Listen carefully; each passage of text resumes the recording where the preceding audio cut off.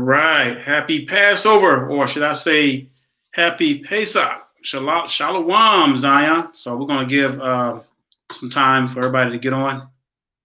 Just getting started. So I pray that everyone is having a happy Passover feast. So if y'all don't mind, because I got my stuff with me, so I'm going to be smacking a little in your faces. So some of y'all got y'all plates and your lamb or whatever you got going on, because we got it going on too. Come. Shalom, Israel. Shalom. It's your brother Aitan. I'm with you, for brother Daniel once again. Oh, yeah, you know it. Today we're just going to freestyle the lesson off the top of our head. Try to give y'all a little bit about what's the Passover's over for some of you newcomers in the truth.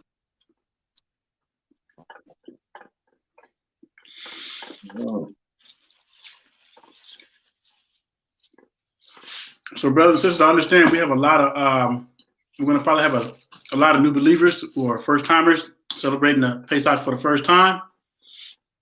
And here, this is the thing. We're going to bring you nothing but scriptures. We're not here to trying to. This is the thing. We're going to bring you nothing but scriptures. Turn this down. So, we're not claiming to be prophets. We just iterating what the prophets already spoke in their word, in the word of the Most High. That we're going to bring you nothing but scriptures. We're not going to give you our opinion, what we think. We're going to give you straight up scriptures like we always do. And, keeping the Pesach is a lot easier than you think. So don't think in terms of trying to make it hard or is it difficult. No, brothers and sisters, it is to be enjoyed. It is a feast of celebration to commemorate the deliverance of us from the land of Egypt, the bondage. So, in the coming years, when we do go in the wilderness, we're practicing, we're getting ready for it, and this is about repentance. So this is a time where we should really be consecrating our souls, in the Most High. And so that's what it's all about, brothers and sisters. Because look, none of us is perfect. The Bible says that our righteousness are as filthy rags. So no one is righteous of themselves. So we always got to remember that. But I want to read 1 John 2:1 right quick. It's a really good one for if you're really, really sincere and for the repentant heart. So this is coming from 1 John chapter 2 and verse 1. 1 John 2 verse 1. It says, "My little children, these things I write unto you, that ye sin not. And if any man sin, we have an advocate with the Father, and Yeshua HaMashiach, the righteous." So, a lot of times sometimes we beat ourselves up so much to the point that we feel like, we can't be forgiven.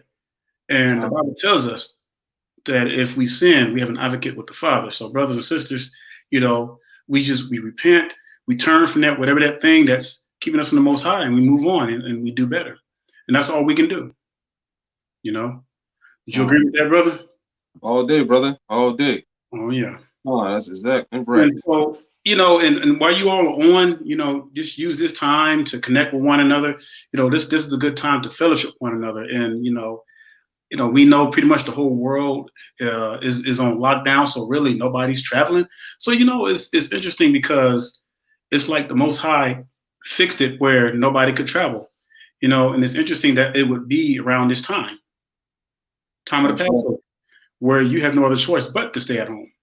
That's right. No large gatherings, which is, in the scriptures, we didn't have parties and stuff. Everybody was at their family's home celebrating the Passover, which is exactly how it is now, which I think how it should be. And everyone had a lamb, just enough for each and everyone's household.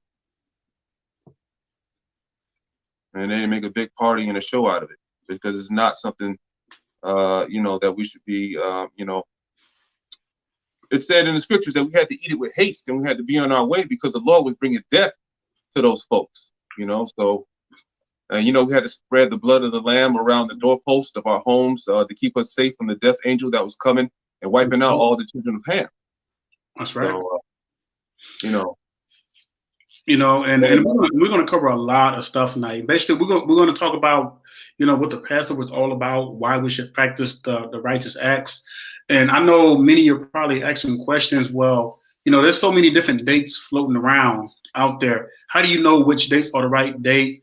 Why do Israelites have so many dates floating around? Well, there's a reason for that. We're gonna explain all of that. So, prayerfully, any questions that you have should be quenched through the scriptures.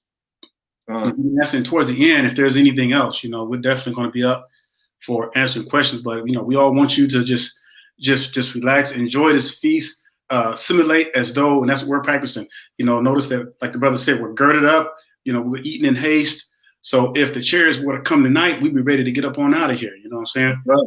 And it's just like, can you imagine just thinking back how our forefathers celebrated this and how for real they were getting ready to be delivered. They were getting ready to leave Egypt, and it was at a night like this. Late at night they were preparing, and that early morning that same day they were getting up on out of there. Yeah, at the same time they gave us all kinds of riches. We were allowed to spoil them before we left. Yeah, and it was close to 2 million Israelites. Now the Bible records because the Bible always records like the soldiers, the men, but it was like 800 footmen. But altogether, when you think about the children, the elderly, you're talking about around 2 million people. That's a lot of people, Zion, be leaving Egypt. And I can just imagine what kind of day that had to been. The excitement in the air, just wow. We've been in captivity. We've been in Egypt for almost over 400 years, and we've been doing hard bondage. We've been slaves to them, servants to them, and here we are. We getting ready to leave. They didn't know what to do with themselves. And we're going to talk about why they had to wander in the wilderness for 40 years, which was only a 4-day travel. But it took them 40 years. That's crazy. Yeah, and that's kind of similar to the reason why we had to go into the wilderness again. We've lost we've lost almost everything of our nationality. We have all kinds of differences on what day is which, and we got some people going off the moon, and we have a bunch of madness and confusion in Israel. So we have to go into the wilderness just like we did the first time to learn how to keep the laws, statutes, and commandments before we can go into the Holy Land. That's right. And it's going to be the same. It's going to be the same way. And we don't know when it's always going to break. But I can tell you one thing, Zion. After what's going on right now, nothing's never going to be the same. Okay, because what you're seeing is way bigger than what they call the so-called coronavirus. The Bible says that the earth is given into the hands of the wicked, and they literally snatched the rug out from under everybody because they know their time is short. And I'm gonna tell you something, and it's no coincidence that in this time, in these times and days, that the Most High is awakening His people. And all of this is happening because of us, Zion. It's happening because of us. We're not quite there yet. But the more of our people that wake up to this truth, and I truly believe that this whole shutdown, the shelter in place, you have all these black wicked churches who can't hold services anymore, because of this shelter in place. Well, you know what that means? That means that they can't get as much money as they want, and I don't wish this on brothers and sisters at all. But many of our people have lost their jobs. Okay, and with that, a lot of them are not going to be able to pay tithes. So what do you think is going to happen in the next few weeks, in the next few months? You're going to see a big backlash of this stuff. And the corona is just the worst. It's the least thing these heathens should be worried about. So I'm just saying. That's right. That's right. Hey, go ahead and talk to my brother. I'm gonna go ahead and light my menorah. I almost forgot, so I'm gonna light my menorah quick. Well, I guess we'll start at Exodus 12. Okay, we'll just go over just the basic, the Passover and the order of things, and how things should be, versus how things are now, where it comes into play where we have to keep our faith, because according to the law, we should be in Israel right now, and we should be in Jerusalem celebrating the Passover, but because we're not over there and we're in the land of our captivities. And maybe, not everyone has, 1,100. Well, normally the tickets around, let's say like $3,000 to go to Israel. But now, you know, the tickets are cheap now because all this stuff is going on, probably about 1,100 to get there. But normally, you know, we'll have to be, you know, in Israel. And not everybody has the kind of money to go to Israel, you know, every year for the Passover, you know, where we're supposed to, you know, take a whole lamb and then, you know, the whole thing and the pertinence thereof, and then put it, and then cook the whole thing. And then, you know, stuff like that. And we're going to read it here. We're going to start at Exodus 12. And then we're going to, you know, precept that with some other scriptures as well. So I'll start. It says, we want to start at verse 1. Go ahead, Op. Yeah, I'm gonna start with verse 1. I'm just gonna read on down so we can get the you know, just the whole gist of it. What verse 1? Okay. Yeah, 12 and 1. All right. All right, and it says, and the Lord spake unto Moses and Aaron in the land of Egypt, saying, this month shall be unto you the beginning of months, meaning this month talking about Abib, right? Mm-hmm. Shall be unto you the beginning of months. It shall be the first month of the year to you. So the Lord was explaining to Moses that the Abib will be the first month to him, okay? It says, speak ye unto all the congregation of Israel, saying, in the 10th day of this month, you shall take to them every man a lamb according to the house of their fathers, a lamb for a house. Now, at this time right here, you'll see that the Lord, he commands us to take a lamb on the 10th day of the month. Has anyone done that over here? No, we haven't. And again, this is where faith comes into play. But we have to have faith that the Lord understands that we're not in a position to totally follow the commandments in totality. And so we have to have faith that the Lord will oversee that and see that we're doing our best that we can to follow the scriptures. Okay.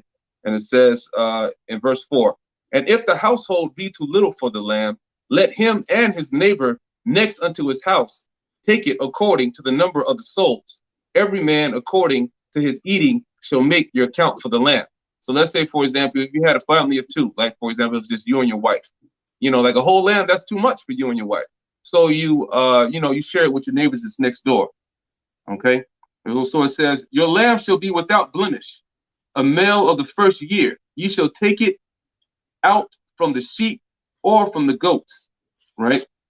So let's say, for example, you know, you can't have a lame, you know what I'm saying, like a gimp leg on the lamb. You can't have any sores on the lamb or anything like that. The lamb has to be perfect condition, and it has to be a lamb within its first year. And he shall keep it until the 14th day of the same month, and the whole assembly of the congregation of Israel shall kill it in the evening. So you keep the lamb for 5 days, right? Well, 4 days technically, but on the 5th day, that's when you will take your lamb in front of the congregation and you will slaughter the lamb. And they shall eat the flesh in the night, roast with fire and unleavened bread, and with bitter herbs they shall eat it. So for all those, right, that are wondering exactly how to hold the Passover and what you should be eating, I'm gonna read that again. It says, and they shall eat the flesh in the night, which means right after sundown is when you should start preparing your lamb. Right after sundown is when you should start preparing your lamb. Okay. You shall eat the flesh in the night, roast with fire, right? We have the roast with fire. It has to be well done, no blood, because we already know that anything with blood, that's a sin. And unleavened bread. So you can't have, you know, because the first day of the unleavened bread starts when the Passover starts. So at that point in time, anyways, you should have anything with leaven in it out of your house. You know, anything with rising agents such as baking soda, you know, and such of that nature, and yeast. Okay. And it says, eat not of it raw. So like I said, it has to be well done, nor sodden at all with water. So you can't be having a lamb there and try to, you know, dip it in, you know what I'm saying, and dip it in anything and try to make it soft. You have to eat it just how you pull it off the grill. All right. Salakia, what was I? You should not eat it, Salakia, eat not of it raw, nor sodden all of it with water, but roast with fire, right? His head with his legs and with the pertinence thereof.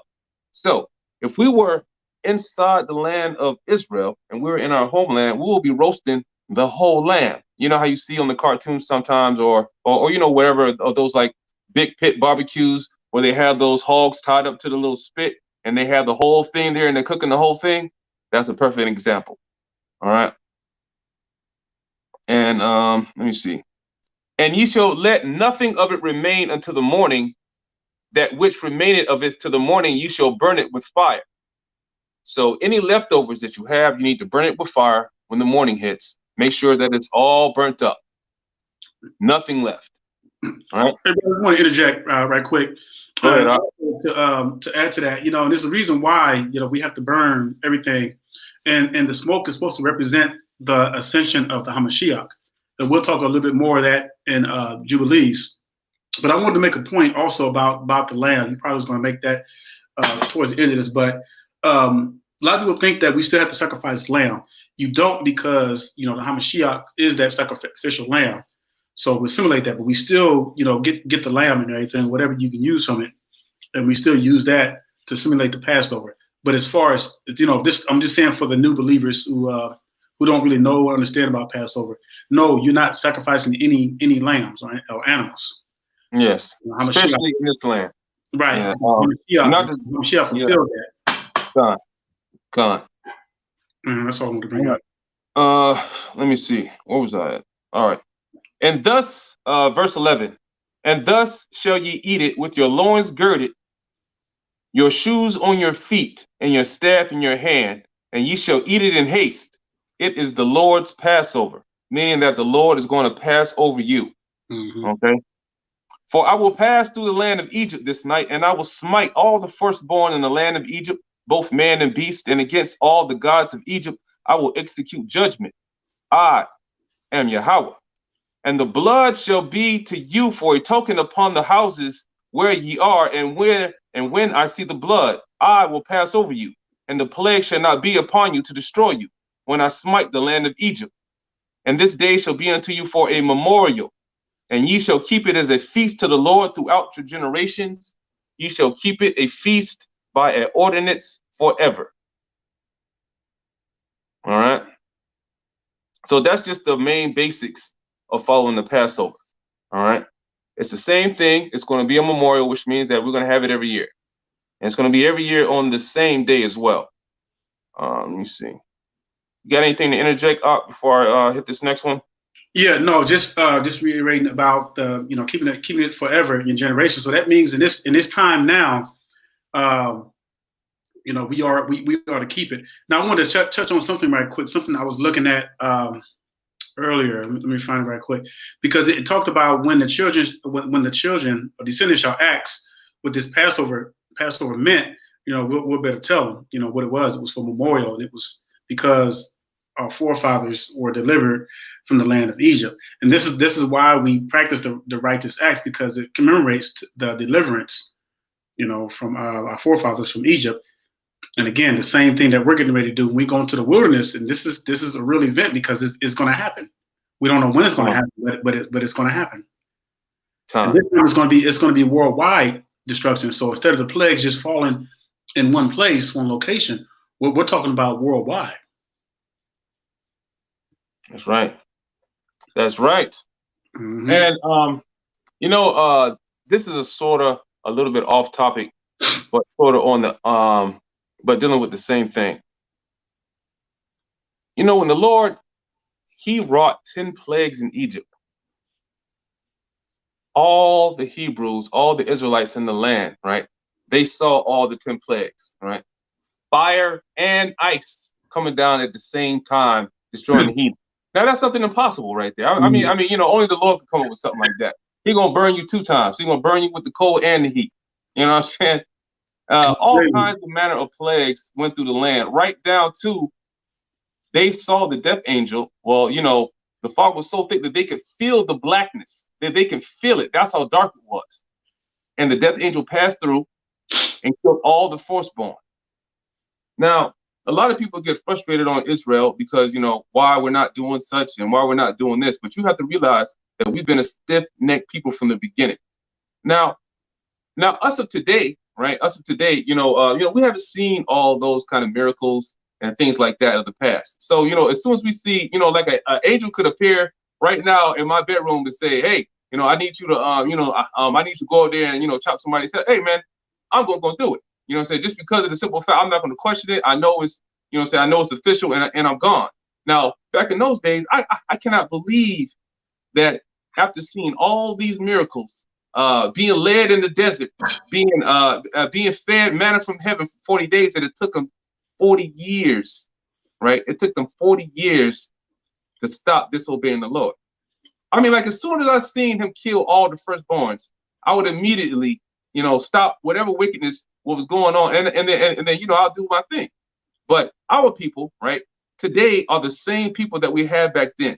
So Israel. So I'm just saying that you can't get frustrated with our people, because it says in the scriptures that we are a stiff-necked people. Mm-hmm. And in Romans, when it says that all Israel is not Israel, you can't beat your head against the wall by trying to tell somebody the same thing over and over and over again. Sometimes it's just not going to work, because all Israel is not Israel. Some people are just not going to accept it, and you're going to have to accept that. Yeah, it gets frustrating sometimes, because sometimes you just, and I know many of you always tell me that, you get frustrated with your family members, just trying to tell them they reject you. You know why? Because the Bible says, my sheep hear my voice. And just like the brother was saying, not everybody is hearing that voice right now. Now, maybe sometime down the road that the Most High will allow them to wake up, if they get to a point where they're ready to wake up in their appointed time. But the best thing we can do is just keep praying for them. Just right. don't give up. Don't give up on them. Just keep praying for them. Keep praying for them. Like I said, this situation that we're going through with this whole shelter in place, this may be a small key for our people to really listen, because y'all been telling our people, look, things are getting ready to happen. Things are getting worse. Now they're gonna look back and they're gonna be like, my niece was right. My nephew was right. My daughter was right. My son was right. Now I see what they've been trying to tell me. Hey, I want to look at something right quick. Look at Exodus 12 and verse 26. This is the one I wanted to read earlier. Exodus 12 and verse 26 is already up here. And it says, and it shall come to pass when your children shall say unto you, what mean ye by this service? And then verse 27 says that ye shall say, it is the sacrifice of the Lord's Passover, who passed over the house of the children of Israel in Egypt, when he smote the Egyptians and delivered our houses. And the people bowed the head and worshiped. And in Gershom, not one plague came upon the people of Israel. Not one. And that just tells you the raw power of the Most High, when he protects his people. And Zion, and this is something that we should be rejoicing about. I mean, it just boggles my mind how our forefathers would constantly forget. They saw all of the 10 plagues. They saw the splitting of the Red Sea. They saw Pharaoh's army destroyed in the Red Sea. All the miracles that the Most High performed for our people seem like they just forgot so quickly. Hey, we do the same thing. We do the same thing today. Hey, that verse in 27, it says at the end, and it reads, and the people bowed their head and worshiped. That reminds me of how our people are today. When they get in trouble, they are the first folks to call on the Lord. They'll probably be wicked the whole time, wicked all week, wicked all month, all year. And the first time you get in trouble, you bow your head to the Lord and start praying and worshiping. But we can't be like that, especially not in these last days. Because don't you think the Lord knew, these folks that was faking it? Because he ended up killing a lot of people over those 40 years. Tons and tons of Israelites got, got swallowed up by the earth. Like all kinds of stuff. Just people didn't get it. People just didn't get it. Yeah. So the Lord knows, what I'm saying? The Lord knows whether or not if you're keeping it 100 or not. And the problem was you had a lot of your elders. You can't tell me nothing. What can you tell me? I raised you. Ain't that what our parents do to us today? I raised you. I changed your diapers, boy, when you was a baby. You can't tell me nothing. So the Most High had to eliminate all of that rebellion. And it took 4 generations to do it. 4 generations. And here we've been through 7 captivities, Zion. 7 captivities. And the biggest thing that got us thrown into captivity head first was the breaking of the first 2 commandments. That's right. Matter of fact, let's go there right quick, because I want to make sure we iterate that. Let's go to Exodus chapter 20. I shall have no other gods. And just like you said, we can't our elders, they do tell us stuff, But after we tell them one time, it's not our duty to get on the elder congregation, because just like 1 Timothy 5 says, it says, rebuke not the elder and treat him as a father, and the younger men as brethren. So like, even though they're older than us, we still can't rebuke them, because after we told them what was going on, that's up to them to learn. They're up in age where they should have wisdom by now. And if they don't have it by then, there's a good chance they never got, so they're never going to get it in the first place, and you're just wasting your time. Right. That's right. Let's look at Exodus 20 right quick. And many of us know this already, but sometimes it's good to just reiterate things to get it in our heads for confirmation. So let's go to Exodus 20, and let's start with verse 3. And it says, "Thou shalt have no other gods before me." Do we truly know what that means? What does it? And see, sometimes we really need to dig into the brain and find out what that really means. Well, what are we talking about? What are gods that it's talking about? Thou shalt not have no other gods before me. Well, what is the main thing our people are caught up in? Pagan holidays? Anything before the Most High? Even your phone. Your phone can be a god. Technology can be a god. Anything that you're spending more time on than the Hamashiach, than worshiping the Lord, that can be a god to you. That is an idol. That is a you should spend more time in the scriptures than you do with anything else that you do in your life. Because if you don't, sin is going to get you. The only way that you can combat sin and stay away from sin is to stay in the scriptures. That's it. If you don't sin, you're not going to get it on your own. You're not going to be able to fight off and ward off demons and wicked spirits and other wicked brothers and sisters that are coming around you, and bad influences and things of that nature on your own. You can't do it. You have to stay in the scriptures. There's too much wickedness that your eyes perceive every single day. It's anyone that watches TV, man, how wicked it is on television. That's programming. The man that made the television, he didn't let his kids watch it. Did you know that? Because it was the greatest influencer that's ever been produced, is the television. So things of that nature. And now we have portable televisions, these phone devices. Man, the devil has been slick. That's why I call it, the devil and his devices. These are devices. That's all they are. And another thing that European chart that these camps push. How you gonna have the first two that's Negro, and then the rest of them are heathens, white folks. That's a graven image. God. And then it goes on to say, verse 4, "Thou shalt not make unto thee any graven images." And see, our forefathers were blatant with this stuff. They were literally having images in their homes. They were becoming like the heathens, or any likeness of anything that is in the heaven above, or that is in the earth beneath, or that is in the waters under the earth. Thou shalt not bow down thyself to them. What's happening with like a lot of our people who are caught up in the music industry, the movie industry, all those industries? What do you think they got to do? They got to sell their souls in order to make that or be that billionaire they want to be. You got to sell your soul. You ain't gonna just get in Hollywood, because see, they don't want you. Hollywood don't want you in there. But you have to pretty much knock the door down, because it's a code. Wear a dress. When you get in, you gotta sell your soul. We can go on and list all the brothers who compromise. Had to wear dresses. And they ended up bowing down to it. Or they got them doing all the crazy stuff. Now you look at the modern day TV now. What do they got our people doing? They got our people mixed with interracial marriages. They got our people doing some gay mess. They got our people doing all kinds of abominations. But yet we turn a blind eye. We don't think nothing of it. We think that's okay. And Zion, we ourselves are our own worst enemies. We try to blame it on the heathen, but then when you really look at it, how have the heathen been allowed to forward their affliction? It's through us. We're taking a long time to want to come together as a people, to follow these commandments. If it's not something, it's something else. I don't get it. I don't get it how people with absolutely nothing can't seem to come together. And you said something very interesting about heathens forwarding the affliction. Now we know that the Most High put us into captivity, and it was only supposed to be a punishment for a little while. But what the heathen did is they glorified off of it. I'm going to show you here. Zechariah, go to Zechariah 1:15. Yeah, I'm going to turn there. Zechariah chapter 1, and we're going to look at verse 15.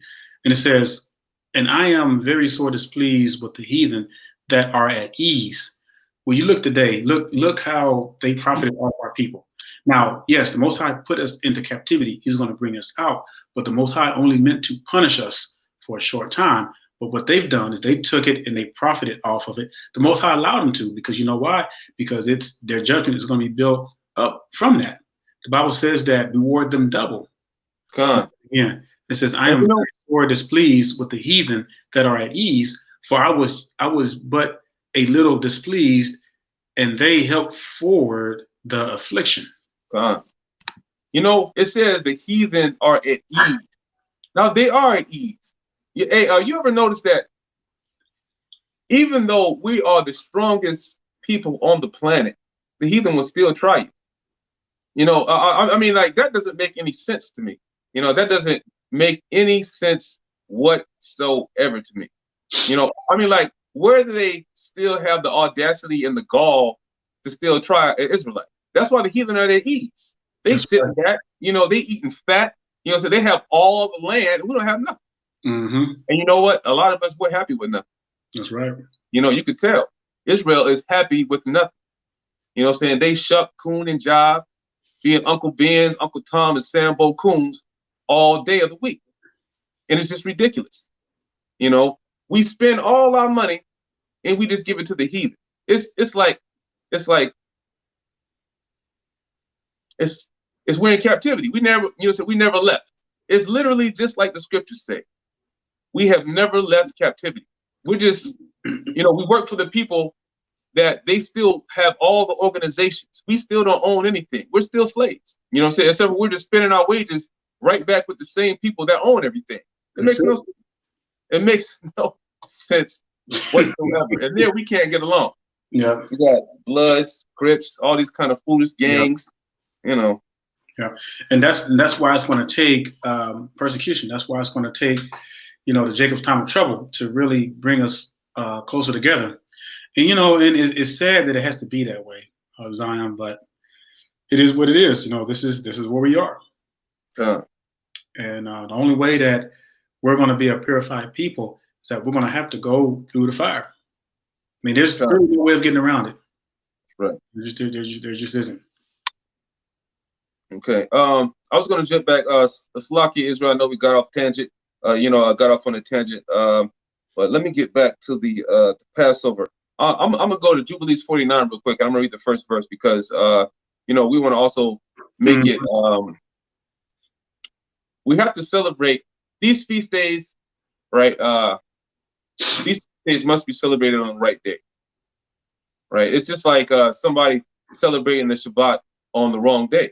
You know, do you think now back in the world, right? When you were back in the world and before you got to this truth, what happens, you know what I'm saying? Like, how would you feel if somebody celebrated your birthday on the wrong day or somebody forgot your birthday, right?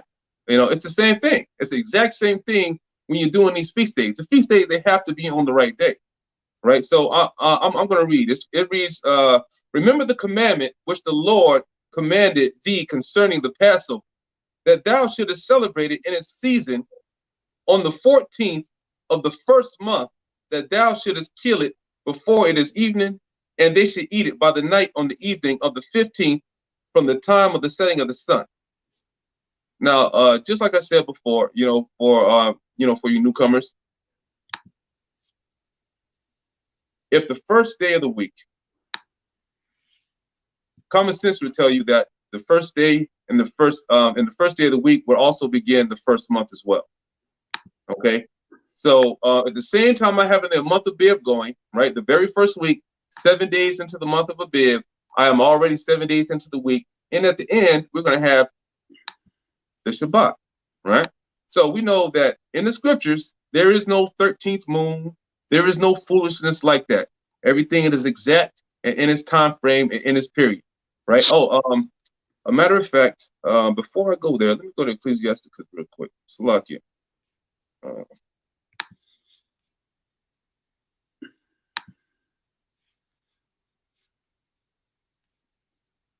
Slovakia, Israel. What chapter? Yeah, we're going to go to 43. All right, we're going to go to 43 because I want to show y'all something, right? All right, Ecclesiasticus 43, and we're going to start at verse 6. And it reads, He made the moon also to serve in her season for a declaration of times and a sign of the world. For the moon is the sign of feast. What feast? The new moon feast, okay? So it also says that the moon is a sign for seasons. It's not the first day of the month. It is a sign for seasons, okay? Every third new moon is the new season, all right? And if you guys have downloaded a calendar, you just look and then you'll see where every different season changed just exactly how it is written in the scriptures. And it reads, from the new moon is a sign of feast, a light that decreaseth in her perfection. Now decreaseth, right, is an indicative form of the word decrease, which means that it's already in its decreased light. Now notice how it says a light that decreaseth in her perfection. Now it's telling you that the new moon, when you see it, there is a light on there, but it is decreased from the full moon, which is the moon in her perfection. So it's not the black moon. All right, we're going to have to get that first understood.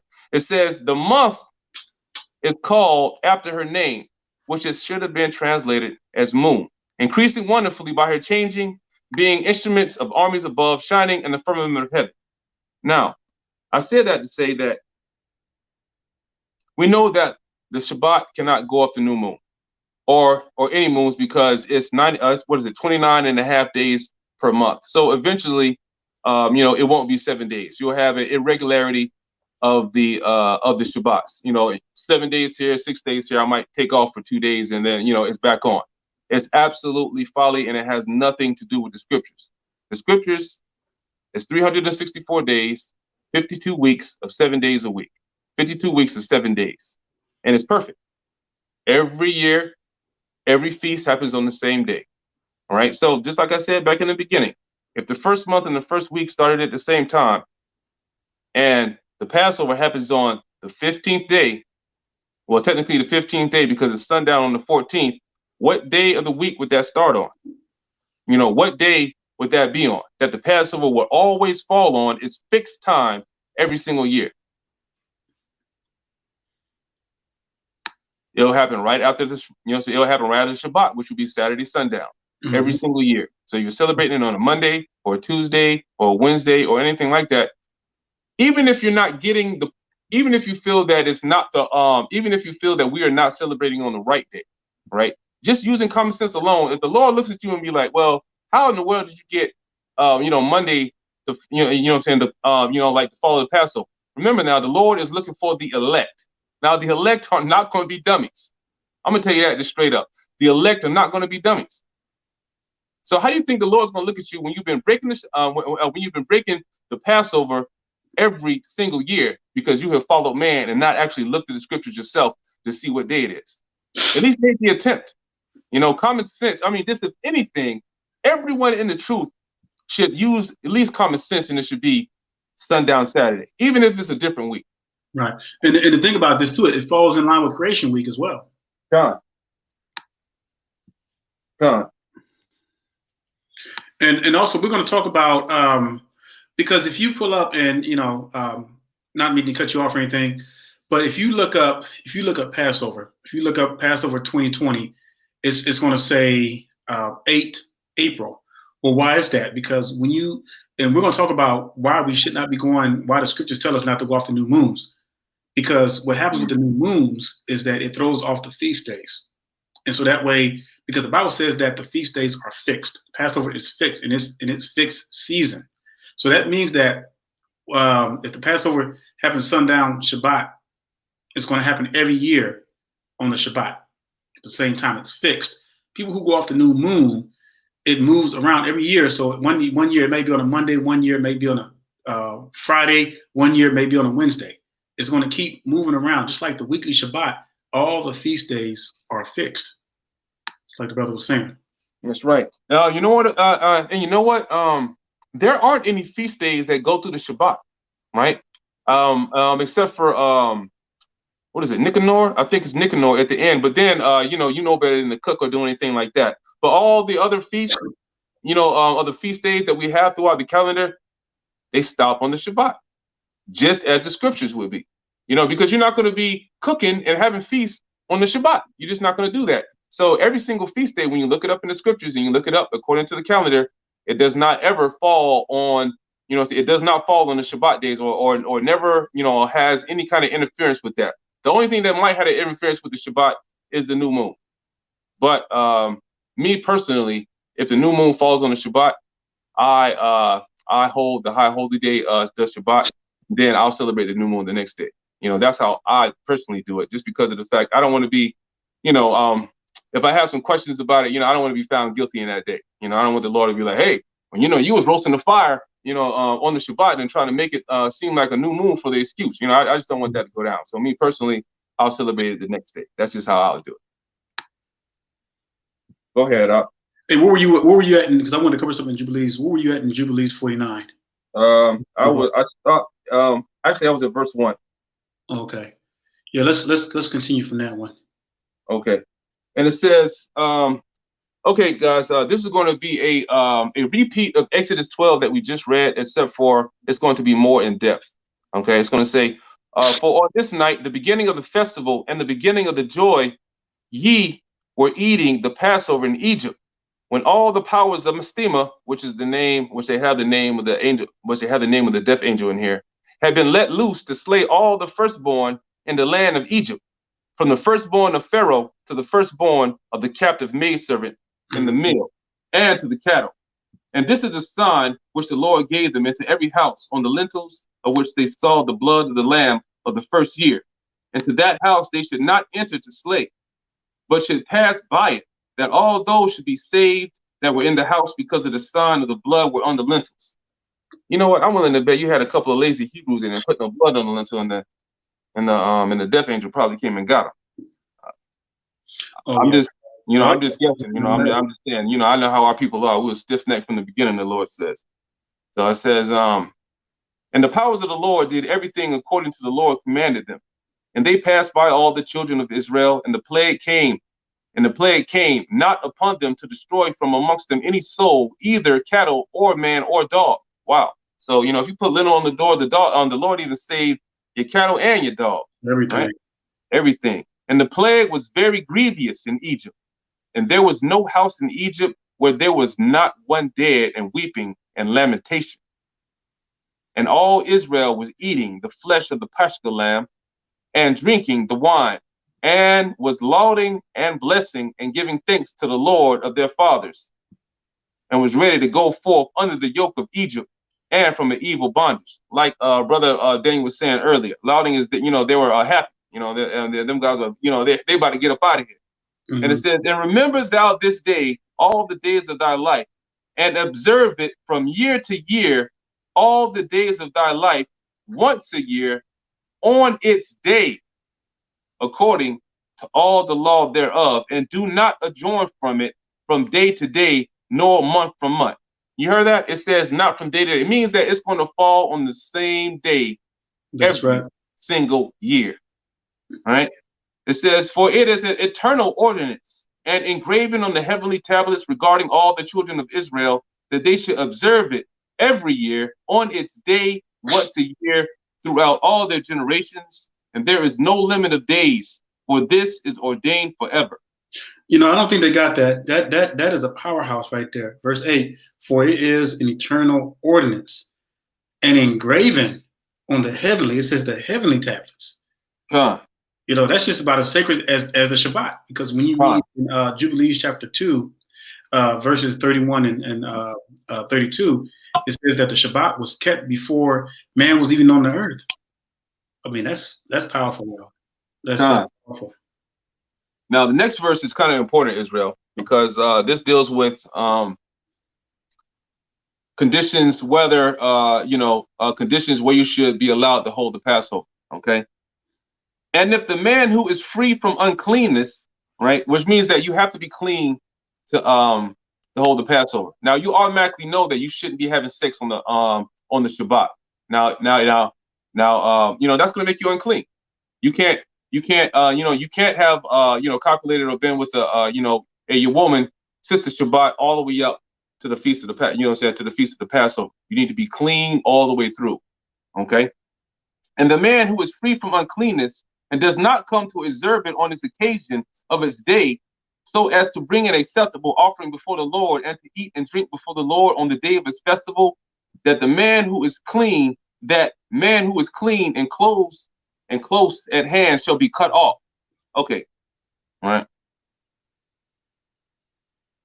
This right here, right? This actually applies to everyone who's keeping the the feast day on the wrong day. It says that, if you're clean, man, right? Let's say, for example, if you've been holding a Passover, if you hold the Shabbat and you did what you're supposed to the whole time, you carried it over to the Passover, right? And and you didn't celebrate it on the right day, and you was a clean man, it says you're gonna get cut off from your people. Now, this is something that you probably have to repent for if you are an Israelite that's out there and you celebrating it on the wrong day. It says, because he offered not the oblation of the Lord in its appointed season, he shall take the guilt upon himself. You heard that? It said you didn't do it in the appointed season and time, so you got to take the guilt upon yourself. Let the children of Israel come and observe the Passover on the day of its fixed time, on the 14th day of the first month, between the evenings from the third part of the day to the third part of the night.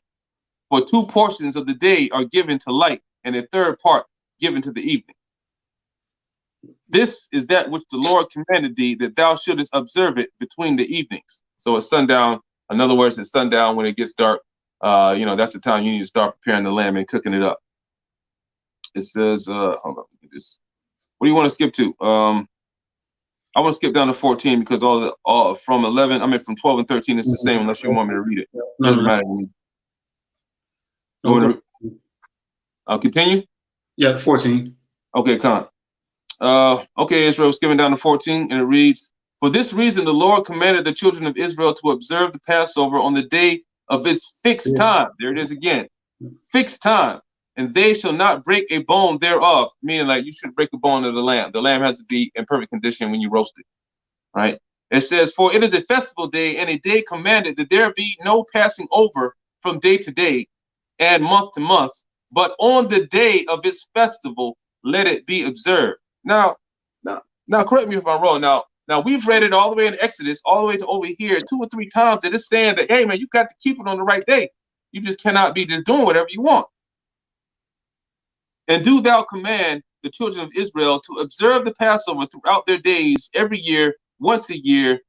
I just read 14. They're saying the same exact thing in 15. I mean, this is serious. It's just like when you're in class, when you're back in college or whatever, or school, and when the teacher repeated something, more than once, you would make sure to write a note of that because you would know that is most likely that'll be on the test. It's the same thing here, right?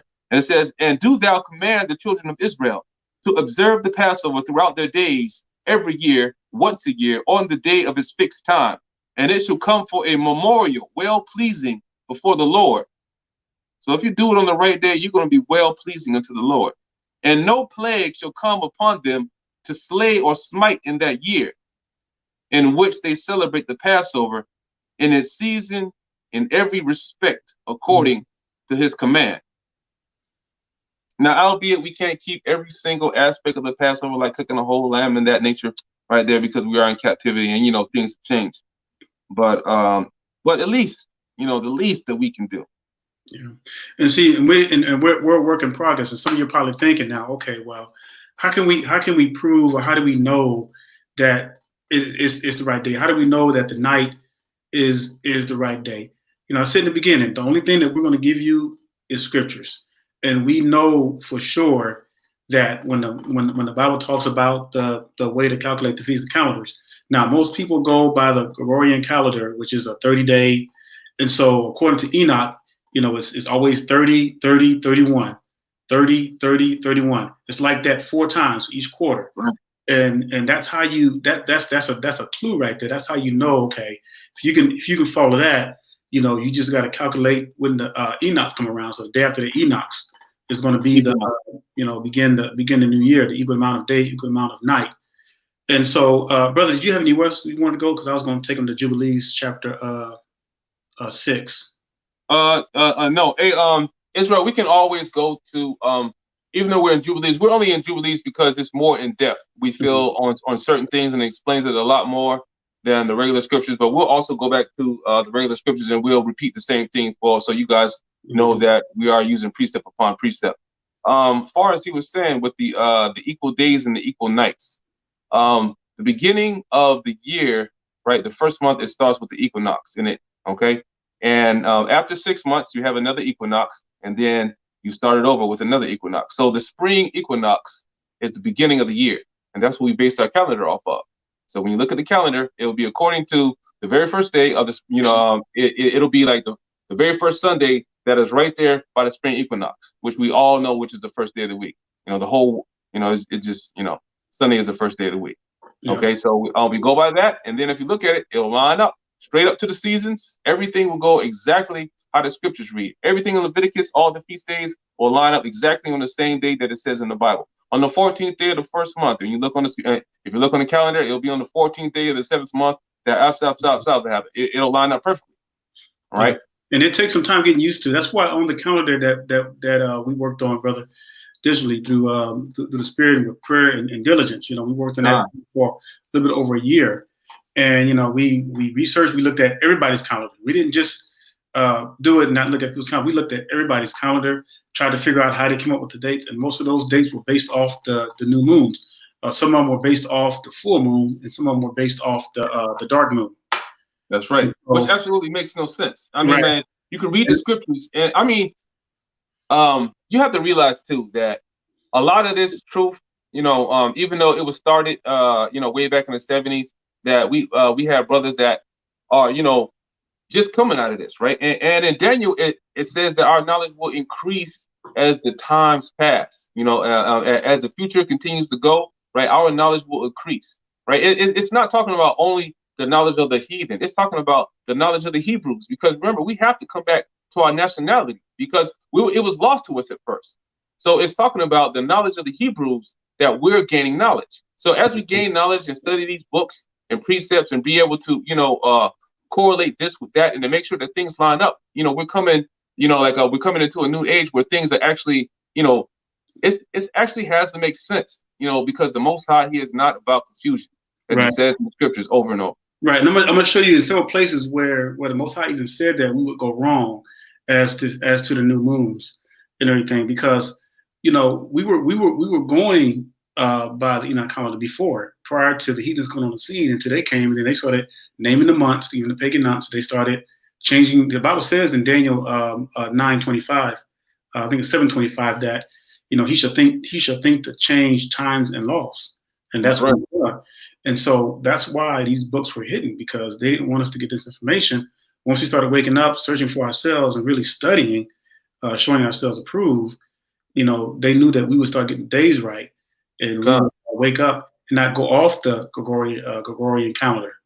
Once we start going off our forefathers' calendar, that's when hell's going to break loose. But let's go to Jubilees 6. Look, y'all, let me say one thing before you jump in there. Go ahead. You know how we have Slack, man, I think slipped my mind. I'm getting old. Slack, y'all, go ahead, man. All right, I'll come back to you. So let's go to Jubilees 6 while we're reading it, and maybe to come back to you. We're going to be in the book of Jubilees for a minute here. Jubilees chapter 6 and verse 30. All right. All right, and y'all just make sure you write these down too. And so it says, and all the days of the commandments will be 250 weeks of days, and these will make the entire year complete. So when you convert that to days, that is 364 days. Now, what do the Gregorian calendar go off today? The 365. Well, right. Then there's an issue with that, because see, that interferes with our feast days. That's going to throw it off a day every year. It's going to throw you off a day. And then, and then when you add leap year, and then I think it's like every 2-3 years, something like that. In February, it's like you have 29 days instead of 28. Yeah. Something like that. So it screws everything up. So the Most High specifically said that our completed year is 364. See, this is why we're bringing this to you, because once you get all the pieces together and you start putting everything together, then you can start to calculate the days right. That's right. Off the Hebrew calendar, instead of going off because that 365 will throw us off, and it's been throwing us off. And a lot of our brothers and sisters, unfortunately, are still following it. So let's go down. Let's get down to verse 36, Jubilees chapter 6. Yeah, I remember now. Let me interject real quick. In verse 36, go ahead. Okay. The Bible says, "Learn not the way of the heathen." All right. It says Jeremiah 10. It says, "Learn not the way of the heathen." Proverbs says, "Envy not now oppressors and fall, and to follow none of his ways." And the scriptures say, "Wide is the gate," right? And it says, "Many go in thereat." Do you think it's talking about the heathen? It had that stuff has absolutely zero to do with the heathen. They have no chance to get in the gate at all. It's only talking about the Hebrews, right? So you have to look around, and you already know that we are few in number as it is, right? So let's say, for example, let's look at the and it says, right? It says that a very, very, very few is going to be saved, right? So I'll keep that in mind as well. So we look at today, right, and we see the masses. What are they believing in, right? The masses, right? The masses of Israel right now. We have large groups and all these different camps, but they pretty much hold the same ideology, right? Based on the scriptures. Do you think that that's the right way to follow? It said, "Wide is the gate that leads to destruction," and all of them are following the same way, right? The heathen, they go off the heathen calendar, right? Do you think that's following the scriptures when it says, "Learn not the way of the heathen"? No, right? You look up the heathen moon site, and it says the black moon. The heathen have labeled it as the black moon, right? There is no precepts ever in the whole scriptures that says that the new moon is a black moon. There is no precepts. If you find a precept that says the new moon is a black moon, I'll pay you $1,000. I'm serious. There is no precepts. So you have to wonder, where are these brothers getting this stuff from? Mm-hmm. They're getting it from the heathen. And if you follow behind that, you're going to be destroyed. I'm telling you. Yeah, hey, brother, get that verse. I think it's in Hosea. It might be in Hosea 3. If you can find that, it talks about the laws will become a strange thing unto our people. Come. I want to bring that up because you just made me think of something right quick. Hosea chapter 3, and I believe it's verse 8. Got it. Give me a second, man. Yeah, I'm gonna bring that up before you go to Jubilees. Hosea chapter 3, and what now? Goodness. It says the law will become a strange thing. Oh, okay. Yeah. I know what you want. But read verse 4. Just read verse 4 right quick. Hosea 3:4. Oh, man, you got me going all over the place. Okay, Hosea 3:4. All right, Hosea, it says, "For the children of Israel shall abide many days without a king, and without a prince, and without a sacrifice, and without an image, and without the ephod, and without a teraphim. Mm-hmm. Afterwards shall the children of Israel return and seek the Lord their God and David their king." It's talking about the Hamashiach, not it's just using the seed line there, not actual David, and not no reincarnation madness. Yeah, I wanted to bring that out because we're in that time where we're waking up. We have no idea about the law. We have a lot of new people waking up that have no clue about who we are. They're coming into this truth, and they just learning this stuff. So, and the Bible did say that we would come back to Him, and I'm going to prove that to you in Jubilees 1. But first, I want to get Jubilees 6. Do you have anything to say before we get to Jubilees 6? Go to Hosea 8 and 12. Okay.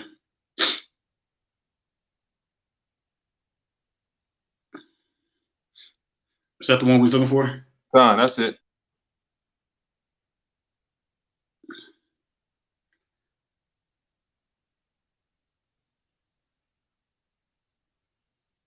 You said Hosea 8 and 12? Yep, that's it. It says, "I have written to him the great things of my law, but they were counted as a strange thing." And it's true because it we've been told all our lives that the laws are done away with. They're null and void. You don't got to keep the commandments. That was done away with. But that was all a lie. It was all a lie conjured up by the heathens. And that's why, coming into this truth, it felt like a strange thing because it's like, wait a minute, my pastor never told me this before. That's right. But especially the man headed woman. Yeah. I don't get on that, but I'm gonna leave you ladies alone tonight. But we ain't gonna get on that. You're gonna get beat up, brother. I know, right? Let me calm down. Mm-hmm. Oh man. We are gonna do a lesson in the future, Zion. We just we've been praying about it and just taking the precautions because we know. Put it this way, we love you, daughters of Zion. We know how the daughters of Zions are, and I'm just gonna put it that way. And we're gonna do a lesson just on the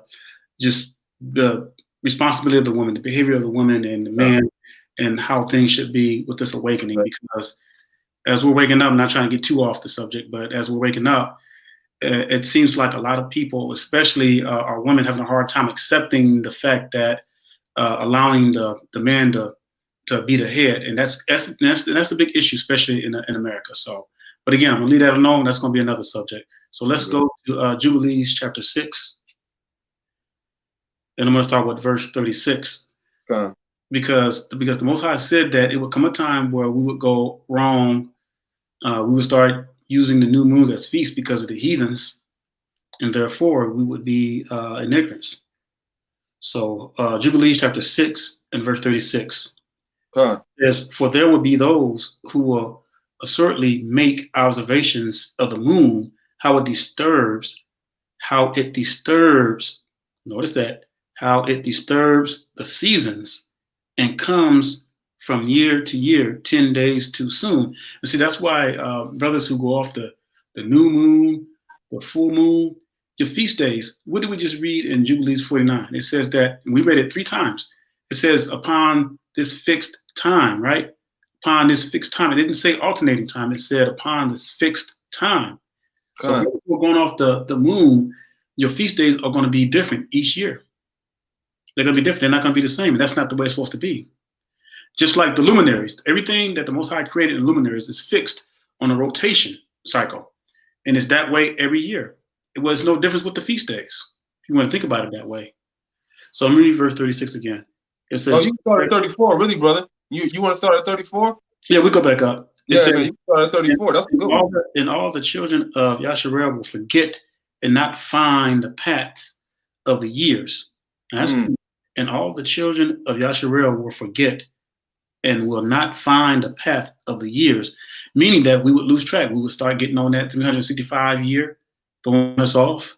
That's right. And it says, and will forget the new moons and seasons and Shabbats, and they will go wrong as to all the order of the years. Wow. I mean, we're living in that now. That's right. They have forgotten the new moon. That's why you see so many different dates. That's why you see so many different dates out there with the feast. Verse 35, it says, "For I know, and from henceforth will I declare it unto you, and it is not of my own devising, for the Sefer lies written before me." And I'm reading from the Sefer, by the way, if y'all didn't already figure that out. "And on the heavenly tablets, the divisions of days is ordained, lest they forget the feast of the covenant and walk according to the feast of another nation." Y'all hear that? And walk according to the feast of the other nations after their errors and after their ignorance. You can do a research for this. We didn't start going off the new moons until the heathens came along. Hey, that's a fact. We didn't start going off the moons until the heathens came along. It was the heathens who made the alteration. Remember, Daniel 7:25 says that they would think to change times and laws. Yeah, why would you follow the heathen? You know what I'm saying? Like, they know our God. You know what I'm saying? I mean, like, that's the utmost of folly. You know what I'm saying? That's like, I'm a heathen, you know what I'm saying? Like, he's trying to fit a size 57. You know what I'm saying? And he's a midget. Man, they cannot fill the shoes of Israel. They can't begin to comprehend our God because they have never known him. And he has never known them. Yeah.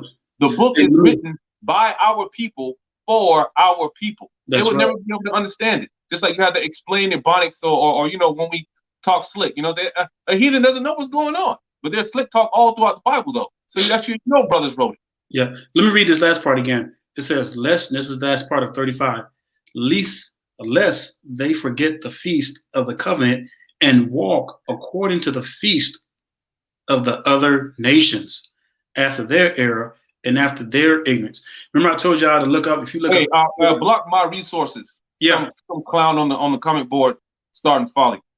Block him. My resources. Hold on for a minute. I see him right here. Let me hide him. Now we have sitting up here brought up precept after precept about don't follow the moon. And this clown over here talking about something. Man, we follow the moon. Man, get his behind up off the comment board. Oh yeah, he's blocked. He's gone. Good. All praises. Sorry about that, bro. Okay. Yeah, hey, that's okay. If we gotta stop to throw heathens off, then that's cool. I'm cool with that. I might have been just a wicked Israelite. Probably so. You don't tell them that. But they've been blocked. Hey, and if they pop up, just let me know. Come on. So I'm gonna read that last part again on 35. It says, lest they forget the feast of the covenant and walk according to the feast of the other nations after their error and after their ignorance. Man, that's crazy. I mean, that's plain as day. It says, for there will be those who will assuredly make observation of the moon, how it disturbs the seasons and comes in from year to year, 10 days short. There's a reason why I'm reading this real slow, because we have to. You mind if I get another precept to follow that up, saying that the moons are the seasons? Yeah, let me read verse 37 right quick. Come on.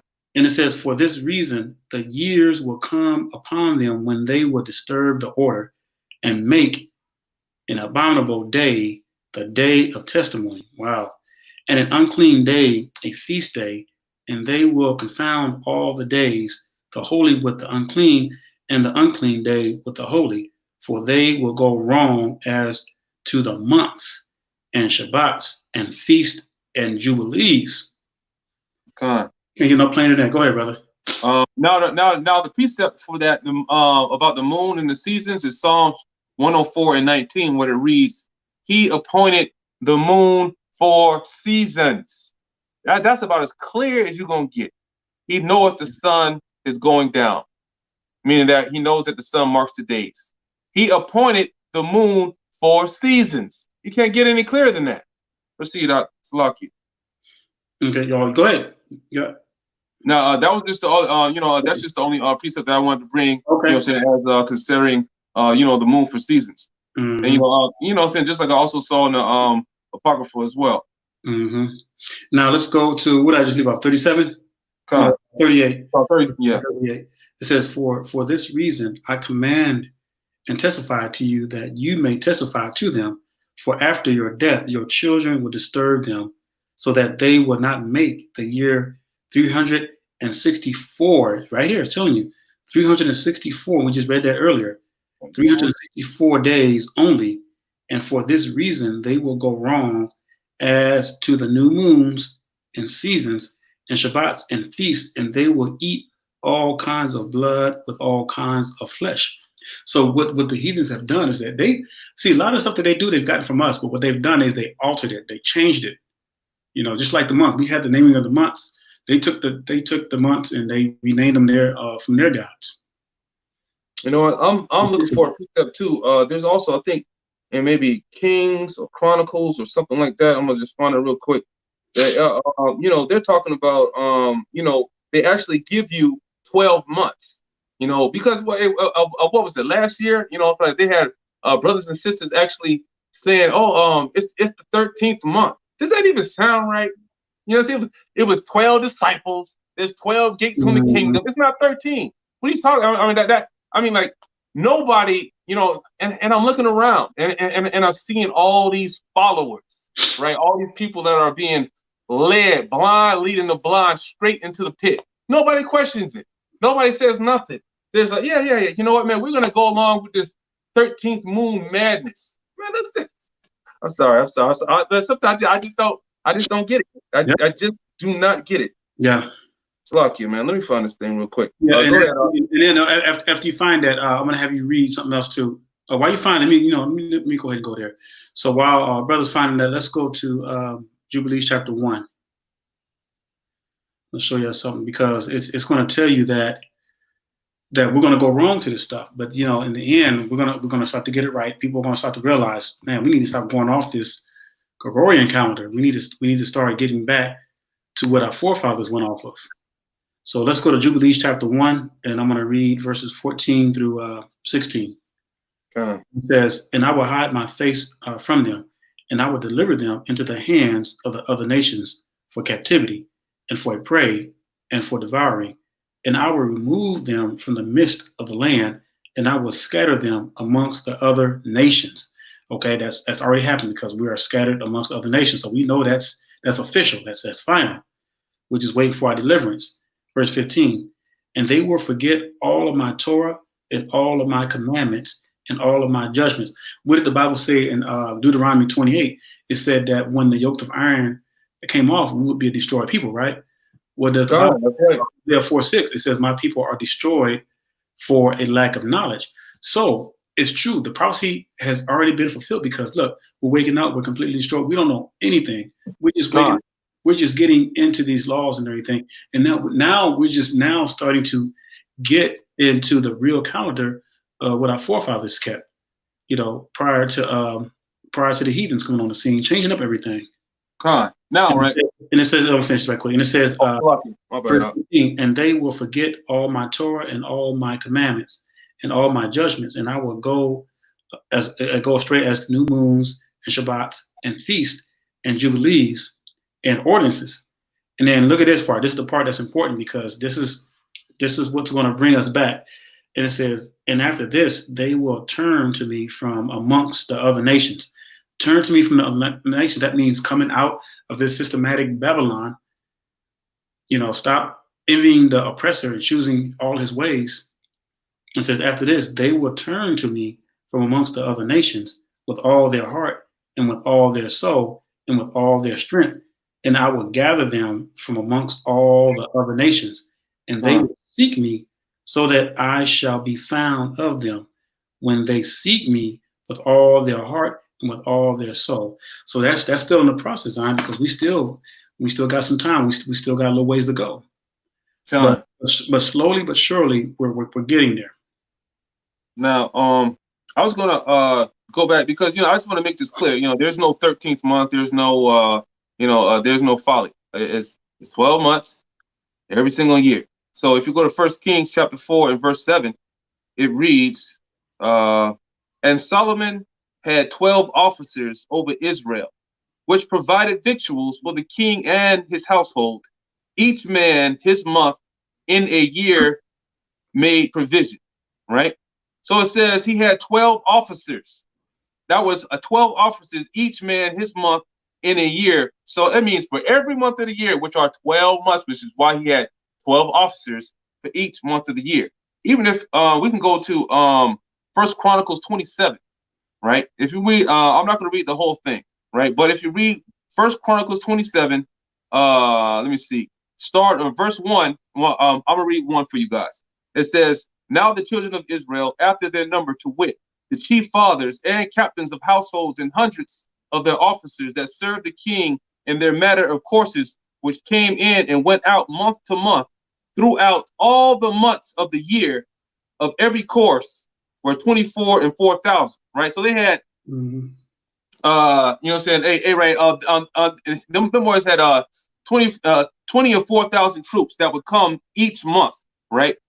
Now, if you read all the way from verse 3 all the way to verse 15, and I'll read verse 15, right, because it's the last verse. Well, it's not the last verse, but it's the last verse concerning the number of months that these guards came to watch. Hey, repeat the verse again. Repeat the verse again so they can get it. Repeat the verse.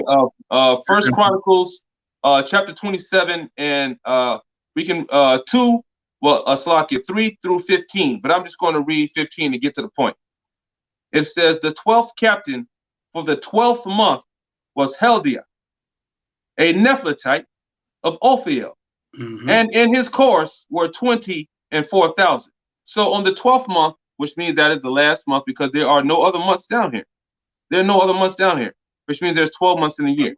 That's it. There's no 13th month, means that you never go off the new moon. You know what I'm saying? That right there kills that new moon doctrine, right? You know what I'm saying? It completely obliterates the new moon doctrine, because automatically, if you're following the new moon, there is going to come a time where you're going to have to celebrate a 13th month in a year.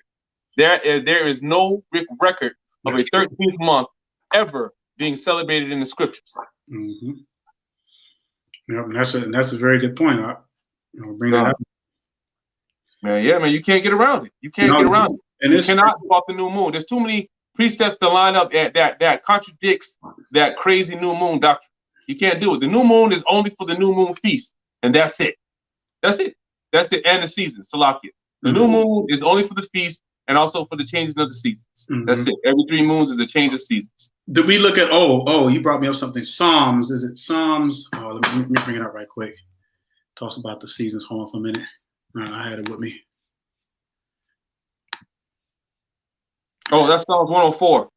Yep, Psalms 104 talks about the season. Yeah. Let's get there. I just brought that out, I believe. Okay. Yeah, read that again so they can get it.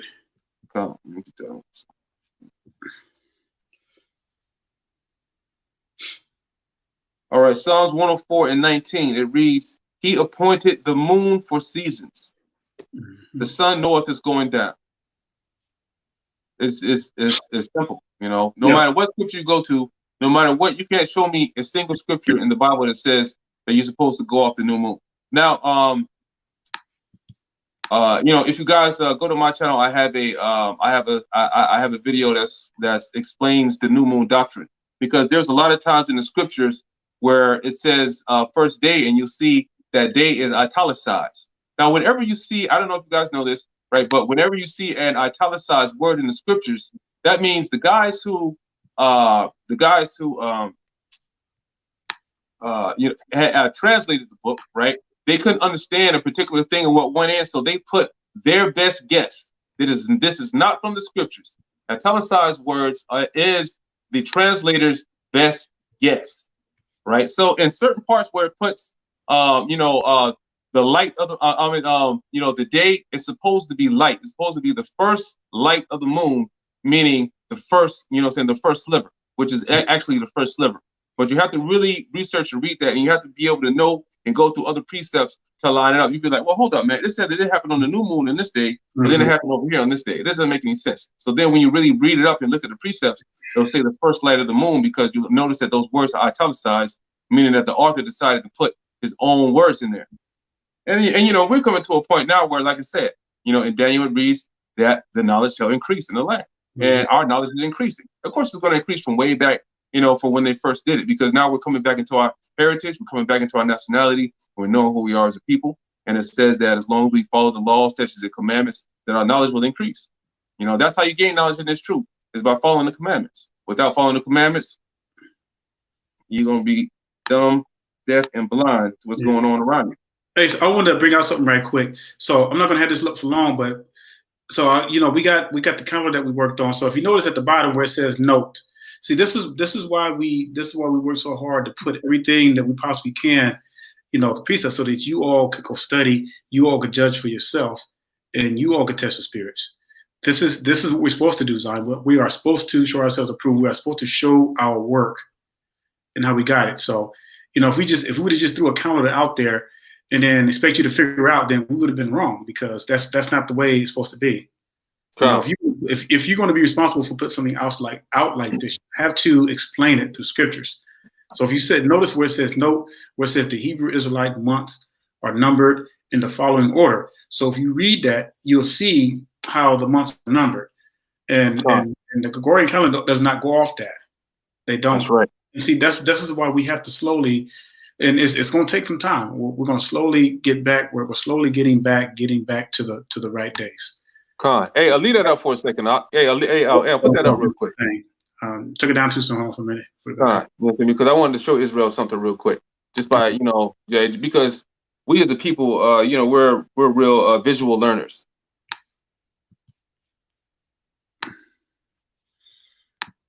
All right. Okay, Israel. All right. Y'all see where we have on the 14th, which is the Hebrew date, right? Those little the multicolored numbers, those are the heathen days that we really don't care about anymore. Okay. So if you look and it says on the 14th day, what you see that we also starting the Passover and the Feast of the Unleavened Bread. Now, right, we do not, that will be sundown on Saturday, which means that we will not be celebrating the Passover or the Feast of the Unleavened Bread during the Shabbat, which is 7 days. We go all the way through and it ends on sundown Friday, which begins on the Shabbat. Now, any other you Hebrews out there that's following on any other day, right? You're going to be ended up selling, celebrating the Feast of the Unleavened Bread on the Passover. On the Shabbat. Ask yourself, does that seem right to you? Does that seem like that's accordance to what's going on? That you're supposed to have a feast and this, that, and it's going to be falling on the Shabbat? No, that doesn't make any sense because that's not according to the scriptures. And I can go out every single one of these calendar days and then show you how the days exactly line up. And we got the precepts right there that you'll see that it falls on the exact same day that it says it is in the scriptures. That's right.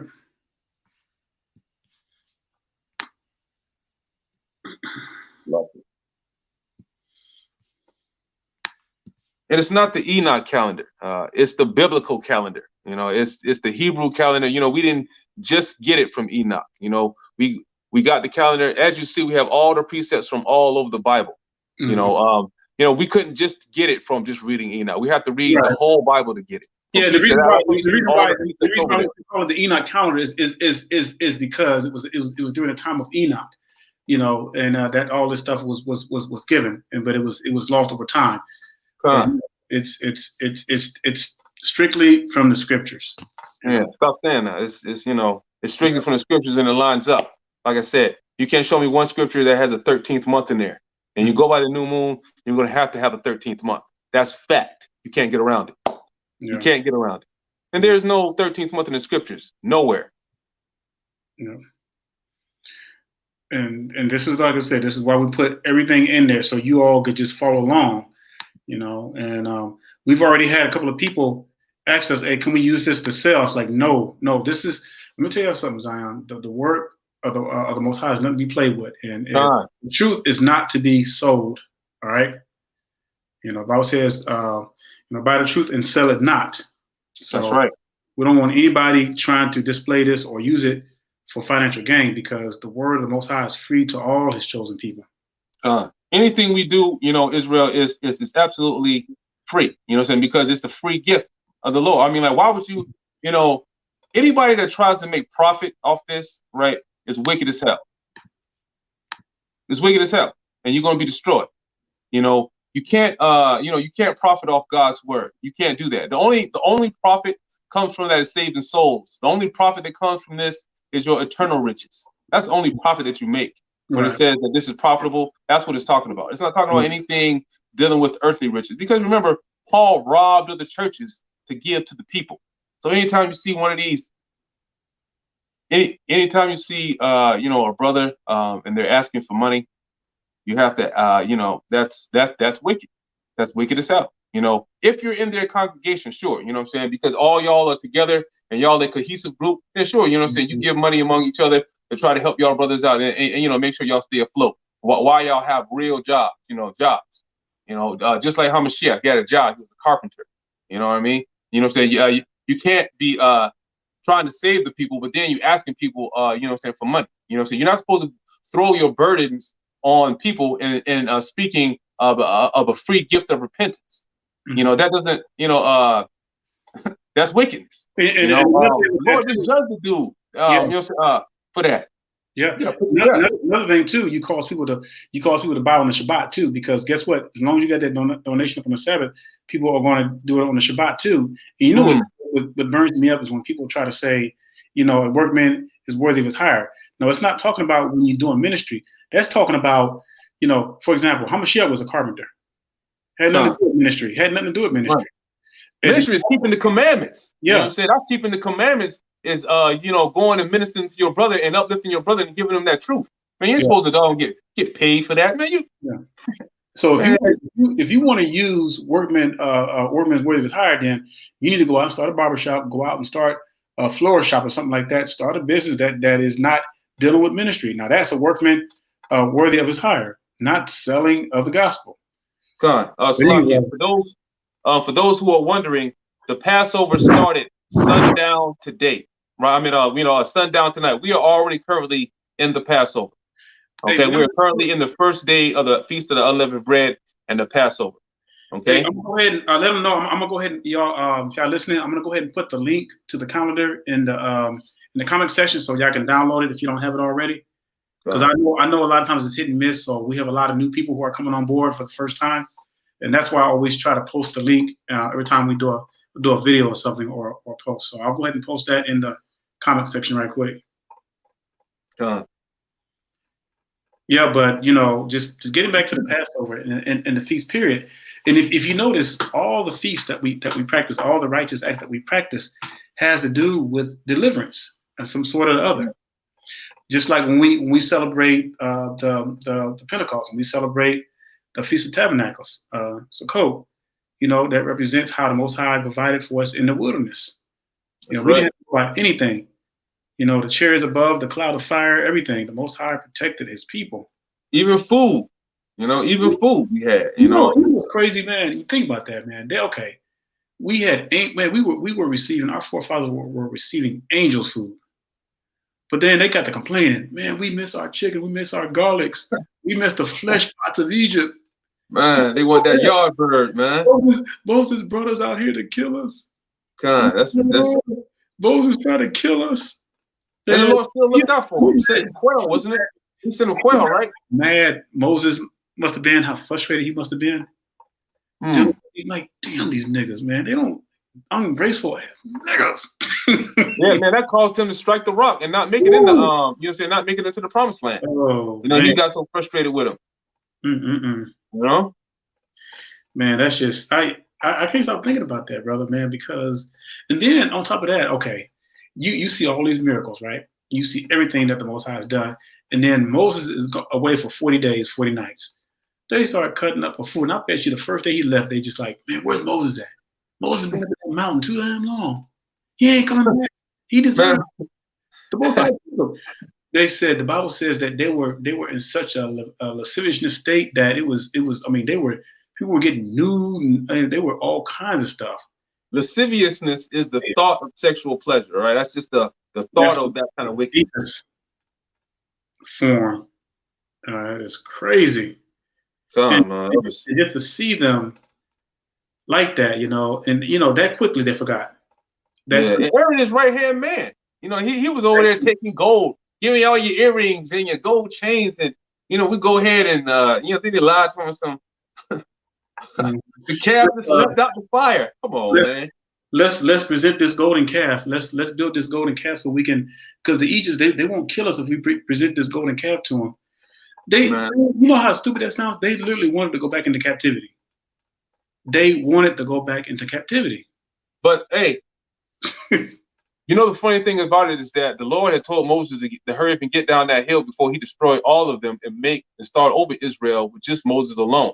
Mm-hmm. We don't really understand how close we come to to destruction. You know what I'm saying? I mean, like, you got to really realize this. To the point where just keeping it 100.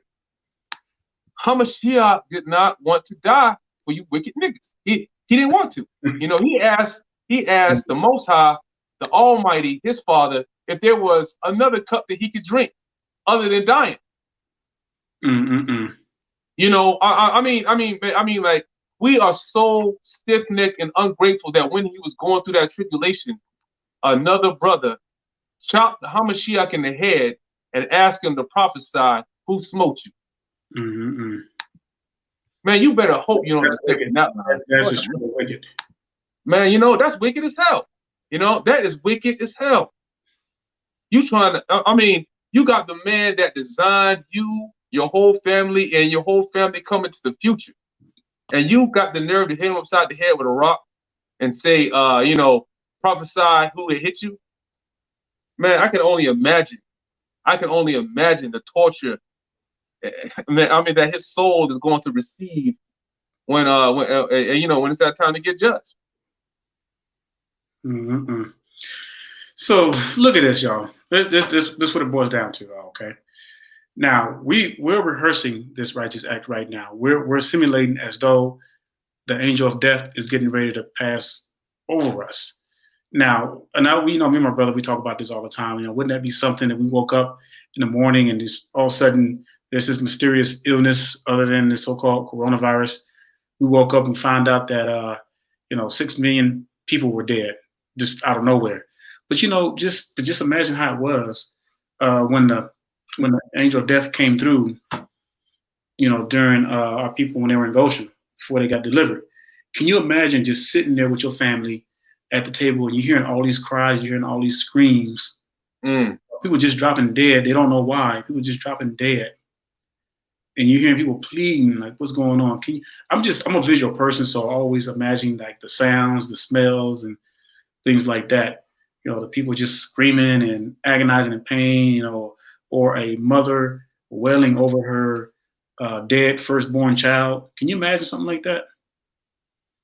And just be there during that time. And it's like you're not like scared or anything like that, but you just like, man, we serve an awesome Elohim. Well, he ain't nothing to be played with. But at the same time, you're rejoicing because you're thankful that the Most High is passing over your house. When it could have been you. It could have been us. So we got to realize, Zion, the Most High didn't have to choose us. He did not have to choose us. All right, for you guys in the comment board, you're asking exactly how to hold the Passover. For the brothers and sisters out there, if you want to, it's a sort of the only thing you need is to make sure you cook your lamb all the way. Make sure it's well done, bitter herbs and unleavened bread. That's just the simplest way to do it. Okay, and then you praise and you pray that you praise and you pray and you just thank the Lord for delivering your people for when He did and for Him choosing us. That would be the best way for you to celebrate the Passover. And then just you don't want to overdo it because like if you get too much lamb, remember you got what's left over. You got to burn. You got to burn before morning. So for some, so that's why you only just get enough for you and your family, but you know that you're gonna eat up and everything. That's right. That's right. And if you don't eat it up, if you have some left over, make sure you burn that up. Okay, make sure y'all boys set that on fire before the next morning. It's got to be lit on fire. All right. Let's see. Yeah, I'm just looking at some more. See if anybody has any more questions out here.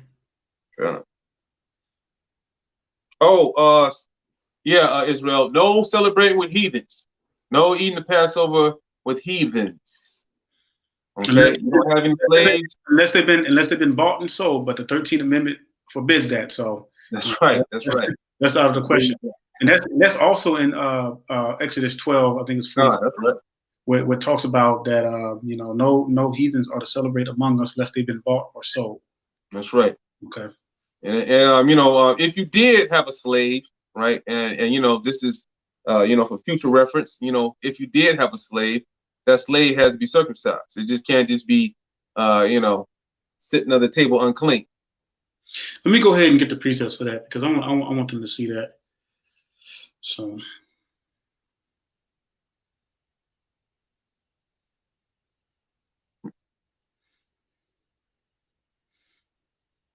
Okay, Mr. Lawrence. Yeah, definitely no celebrating Easter. I believe that everyone, though, we already know better than to do anything with a wicked pastor pork chop and pepperoni staying up there in those Sunday churches.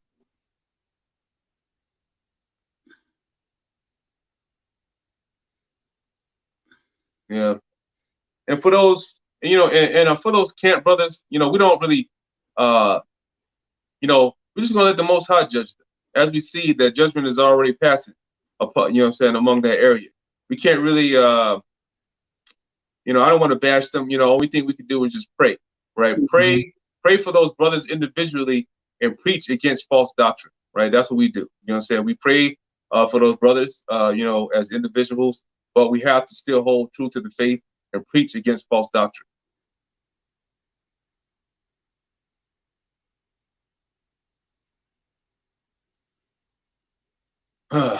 and that will be the rebuke that we give those brothers. It's not them as, because we know they, it's not like they are, purposely trying to mislead people.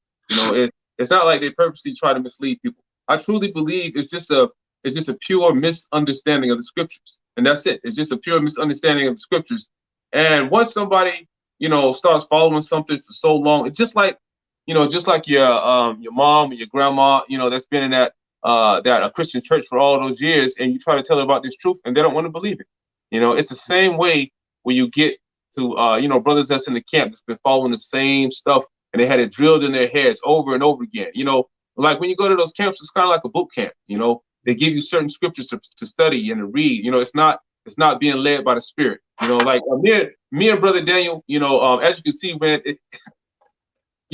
honestly, we could keep on going on and on and on, because, as we study the scripture, we'll be like, oh yeah, this over here, and this will lead to this, and this will come to this, and so forth and so on, instead of having a structured learning, and then that's not of the scriptures. The scriptures is of the Spirit. It's where the Spirit will lead you in the scriptures. Of course, you have to read the Bible, no doubt, but you read it in a circle, because everything matches up to everything. The Old Testament is the same thing of the New Testament. Right. The God of Israel is Hamashiach.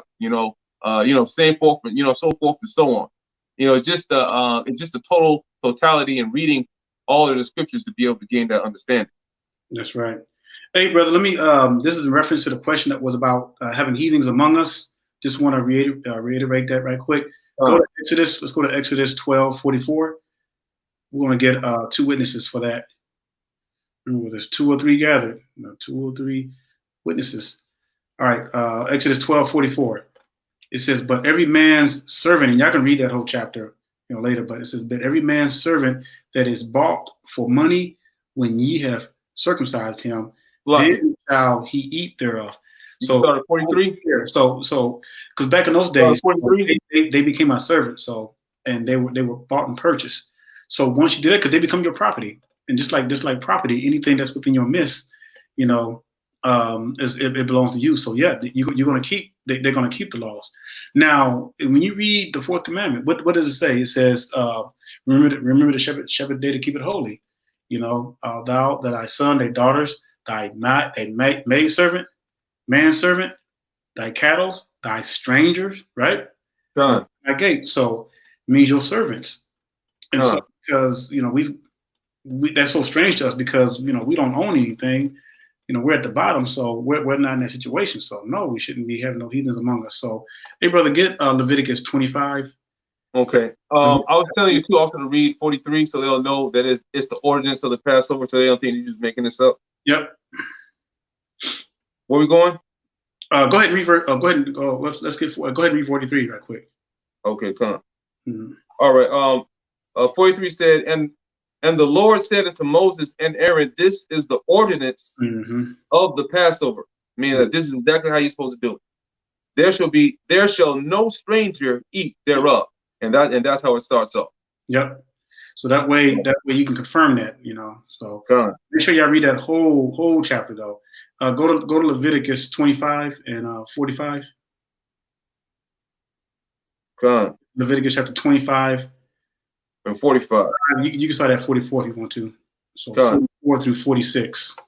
And it's repeating the same thing. All right. 44. You said 44. Started 44. Yeah.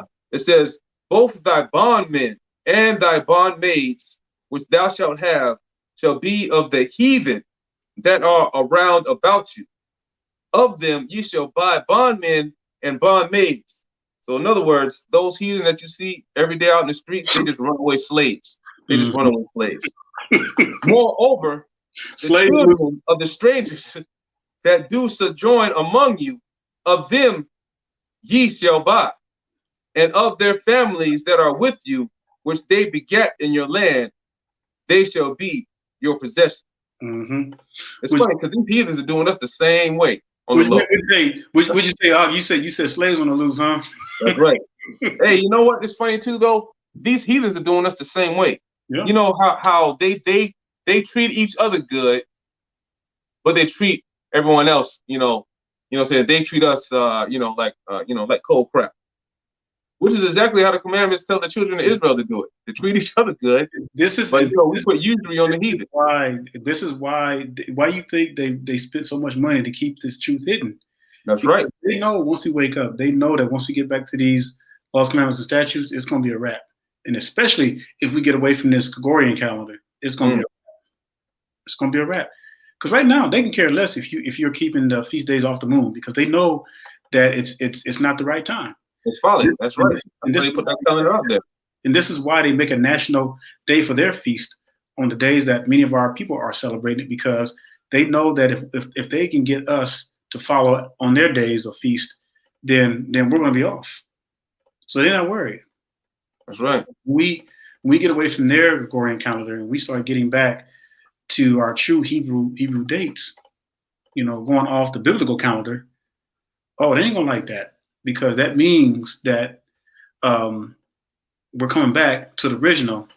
Most High is going to see that, and right. Like the Bible says in Jubilees 1:14 through 16, we're going to call upon Him. We're going to start we're going to start repenting, getting back to the true ways of the Most High, and He's going to hear our voice, and He's going to deliver us.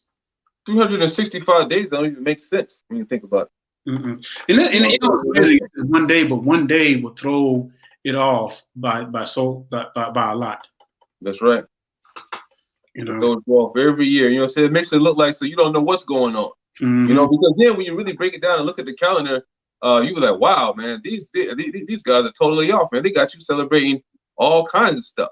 But it's funny though, because really, if you look at it, let's say, for example, if you go to the month of September, right? Now, they have September as the 9th month of the year, right? But SEPT, that means 7. That's the suffix for 7. So it's not like the heathens don't know, like October, right? October is the suffix OCTO, that's the prefix for 8, right? But they have it as the 10th month of the year. December, DECI, that's a suffix for 10, you know what I'm saying? But they know, you know what I'm saying? It's not that, they don't know, it's that you don't know. You know what I'm saying? They know what's going on. So then if you look at the calendar we have there and you see, well, hold up, the 7th month is actually this month in the okay, well, that makes sense. So it starts in the spring, boom. The heathen, they have the stuff right before your eyes, but it's hidden.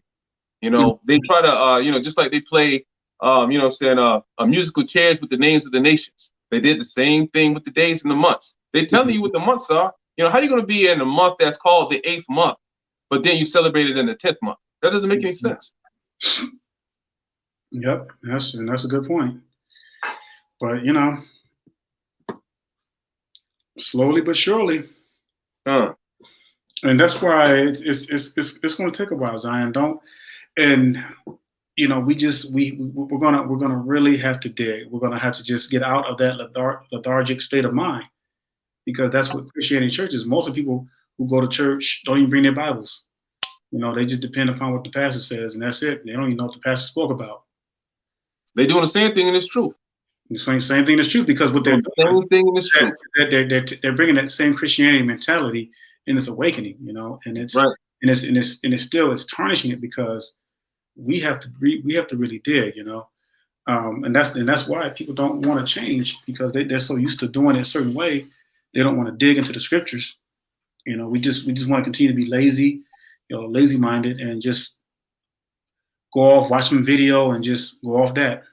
That's right. The pastor can't save you. The elder that you have, they can't save you. We're not prophets. Ain't nothing that we can do that can save you. You have to save yourself.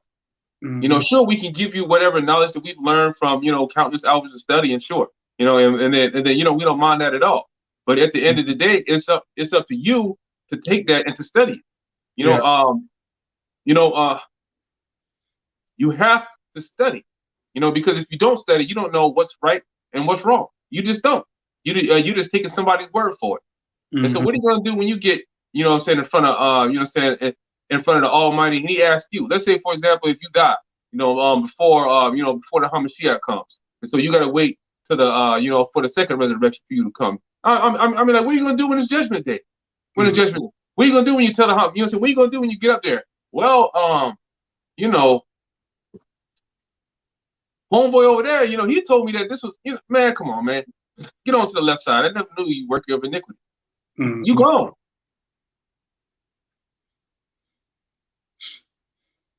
Well, you got anything else you want to bring out? Yeah, and I'm just looking at the comments. Somebody made a statement that all heathens were not considered heathens. Now, so let me explain something. So back All heathens are considered strangers. yeah, strangers. Yeah, that's right. This is scientifically proven. There was no white people alive. Matter of fact, the first white person to come on the scene for about 1,000 years after Abraham. Now, when we talk about strangers, that's true to a certain extent, but you got to realize I did a video on the New Testament Gentiles. So our people who were cut off, that times they were considered as heathens. Why? Because they broke the laws. They went into adultery, and the Most High gave them a bill of divorcement. Remember, they were grafted back in, even though they were still Israelites. They were considered adulterers.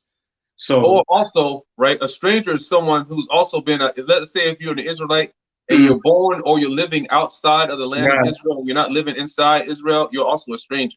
Okay, that's also another example of a stranger being an Israelite. Yeah. Okay, you're right. It's not always a heathen. Right. That's what the Bible was talking about in Exodus, and we read in Exodus and in Leviticus when it was talking about the heathens as far as the stranger being bought and sold. Because first of all, it's against the law to sell your own people. That's right. Purchase your own people. So that's how you know that it's not talking about our people. Right. We have to, just everything that we read in the scripture, we have to have, we have to read, it has to be good reading comprehension. Like the scriptures, people would get lost. Let me show you something, right? Let me show you, what is that? Second one, let me see. Destroyed and all the land. So like, right, I'm gonna show you guys, right, a good example of a poor reading comprehension where people can go wrong. Let's say, for example, I'm gonna take the 2/3, for example, right? You know how people say, well, the 2/3 are still alive today. They haven't been destroyed. The Lord said He's coming to destroy all the people in the land, right? But let me see. That's right. Bring it up. Yeah, bring it up. Yeah. Yep. You want to Ezekiel 5, right? No, I'm not gonna go there yet. You know what I'm saying? I wanted to go to I think it's the Zephaniah. You know what I'm saying? Where they're saying that destroy all the land. Give me 1 second. What's up?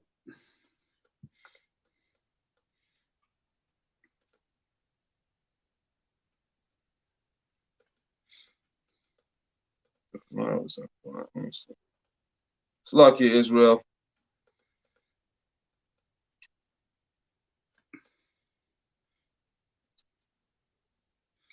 Okay, while he's finding that. There it is. I found it. Yeah, okay. That's lucky. What is that, man? I don't get Slakia, Israel. I haven't been in these precepts in so long, but let me see. It will give me a second. Yeah, just let me know when you got it. So what I was going to say, Zion. So when it comes to our people, Deuteronomy 7:6, we are a chosen nation, and He has chosen us above all nations. We've got to a point where we think that's racist, but that's what the Bible tells us, and we shouldn't be ashamed of our royalty. We shouldn't be ashamed of who we are, and we have to get out of that Christianity mode because we've been taught so long, we've been downtrodden so long to think that we're nothing, and that's the way we think. And I did a video last time, and I was talking about we have to start thinking royalty. We have to start thinking more of ourselves as rulers, okay? Because if we still in this dogma of idea of thinking that we're nothing, we're less than the heathens, then we're going to be in that we're still in that slave mentality. That's right. Every time you guys get down, man, go break open 2nd Ezra 6 and 54 and read through 56 or 57, and just read that again until you can just really understand that the Most High don't care about them other. He don't care. And if that's why they're not getting in trouble. Every time you notice every time you talk to your family members and you be like trying to tell them about this truth, and the first thing they want to cry is racism. Well, what you know about that? Because we've been downtrodden all this time, but yeah, you're ashamed to acknowledge who you are. Oh, that's racism. To make it seem like that's a dogma of the heathen, though. That's really a dogma of the heathen because they're the one that come up with that equality crap. That's that's the biggest lie there is. You're not equality. You know what I'm saying? I mean, just off the strength that someone is stronger than another person means you're not equal. You're not. If someone's taller than another person, you're not equal. If someone's shorter than another person is not equal. So I mean, like, it's just that's not how it goes. That's the biggest lie that there is. Salakia. And I found that one. All right. And it reads. I'm gonna read from it wasn't Zephaniah. It was Zechariah. That's why I couldn't find it. Oh, Zechariah 13. Yeah, man, Zechariah 13. I just as soon as I had to look at the bus. Oh, okay, there it is. All right. And I'm gonna start at 7. And it says, "Awake, O sword, against my shepherd, and against the man that is my fellow." Now, Salakia, right before I go on, this is talking about the destruction of 70 AD. Okay. It says, "Awake, O sword, against my shepherd, and against the man that is my fellow." Salakia, saith the Lord of hosts, "Smite the shepherd, and the sheep shall be scattered. And I will turn my hand upon the little ones," right? "And it shall come to pass that in all the land, saith the Lord, 2 parts therein shall be cut off and die, and the third shall be left therein." Now, right? It says, didn't say lands with the S. See, this is where we have to pay attention to every single word that's written in the scriptures. It says, "And it shall come to pass that in all the land," what land? The land of Israel. It's not lands with the S. If it was lands with the S, we'll be talking about everybody, or all over all over the earth. That's lands with the S. It says land. That's singular. So what are we talking about? We're talking about the land of Israel, right? That there shall be cut off and die, but the third shall be left therein. "And I will bring the third through the fire, and will refine them as silver, and will try them as gold is tried, and they shall call upon my name, and I will hear them, and I will say, it is my people, and they shall say, the Lord is my God." We are the 1/3 and the descendants of the 1/3 on the planet that are left today. We are the same folks that are doing what? We're calling on the name of the Lord. And he's hearing us. As we see, as things are starting to hasten in these last days, we see that the Lord is hearing us. The more of us come into this truth, the more of us, start to follow these laws, statutes, and commandments, we can go ahead and get the elect seal. We can go ahead and get the big boys coming in, But this is what I'm saying when it comes to reading the scriptures, right? Mm-hmm. You have to pay attention to every single word, and reading comprehension is very important. Back in the day, if you weren't good in school at reading comprehension and you failed English because the Bible is written in English, what makes you think you're going to be able to understand the scriptures? That's right. Right? You know what I'm saying? The Lord gives spirits to everybody. You have a spirit of, you might have a spirit of tongues, which means that, you have the ability to speak a whole bunch of languages, and that's good for you. You might have a spirit of music. A brother might be able to play a music instrument or two, or the spirit of war. A brother might be able to fight real good. You know what I'm saying? Mm-hmm. So so forth and so on. The spirit of a meekness. You know what I'm saying? Yeah. All kinds of spirit that the Lord has out, because this is the body of Christ, and every single person in Israel, we have an ability. Not everybody has to be a teacher. Not everybody has to be this. You know what I'm saying? We have all different functions that we have to do. You have to find the gift that the Lord gave you, and you have to hone it. But one of the things is that we have in Israel, we have people that, they just don't have the spirit of understanding, really. It's not for everybody, It's just not for everybody. Yeah. Hey, Mr. Lawrence brought a good point. I want to read his comment right quick. Yeah. That's something that I want to bring out. He says that we are connected to the Most High, Yahweh, as his people by DNA. Now, that's the most realist comment, because when you think about it, you got all these people trying to do these DNA testings and all that stuff. And we call that 1D something, whatever they call it. I don't trust these heathens' DNA tests, man. Come. I don't trust them one bit. So, brothers and sisters, y'all can, try to avoid that stuff, because we are connected through Most High, through His DNA, and so. Right. Get Romans 8:16 right quick. Which is why we look like them. Yeah, Romans. That's right. Get Romans 8:16. Romans 8:16 and Romans 8:29 is right there too, isn't it? Yeah.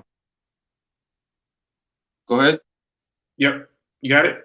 Yeah. Romans 8:16. Yeah. It said, the Spirit itself beareth witness with our spirit that we are the children of God. Mm-hmm. And if children, then heirs, heirs of God, and joint heirs with Christ. So if we be that, we suffer with him, that we may be also glorified together. So let me ask you this: How do we do a DNA test back in the days? How was the tribes divided up and everything? We had no such thing as DNA test. All that stuff right. they know about into the heathens, but our people get so caught up in that stuff and get confused. Well, how do you know you Israelites? How do you more likely if you got a European name or whatever you scattered to, or you got a name of your captors, more likely you're Israel. You'll know. And that foolishness like today, you don't have we have that erroneous 12 tribes chart, right? It is impossible to know which tribe you're from.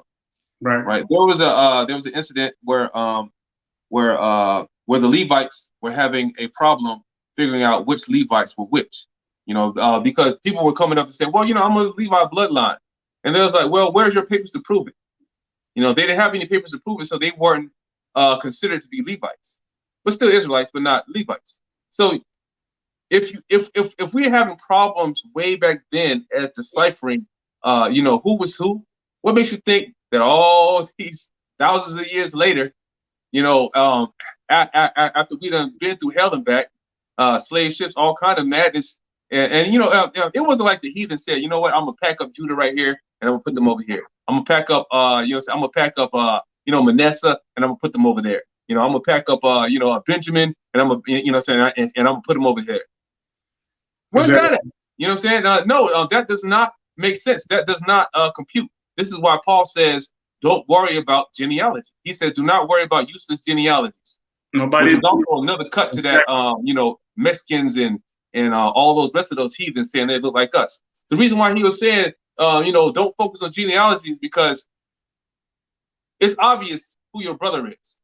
Your brother's somebody that looks like you. Exactly. Just like it says in Salakia. Go ahead. No, I was agreeing with you. And when you look at these, especially when they get that chart, you look at a Mexican. A Mexican is a mixture of three races. Even the what was it? Who was talking? The governor I think it was the president, the old president of Mexico. He even admitted it that we are people of three different races. They're made up of Europeans, Native Americans, and Asians. That already cuts them out. We ain't having no mixture. You go up to a Mexican talking about, hey, you're black, man. You black, man. You're right. You'll get cussed out. Mexicans hate you. They don't like black people. You know what I'm saying? Yeah. And I know for a fact that they don't like. Yeah. Now we have our people in those regions, but they're not Mexicans. They're not Puerto Ricans. They just like us. Just like they call us Afro Americans, right?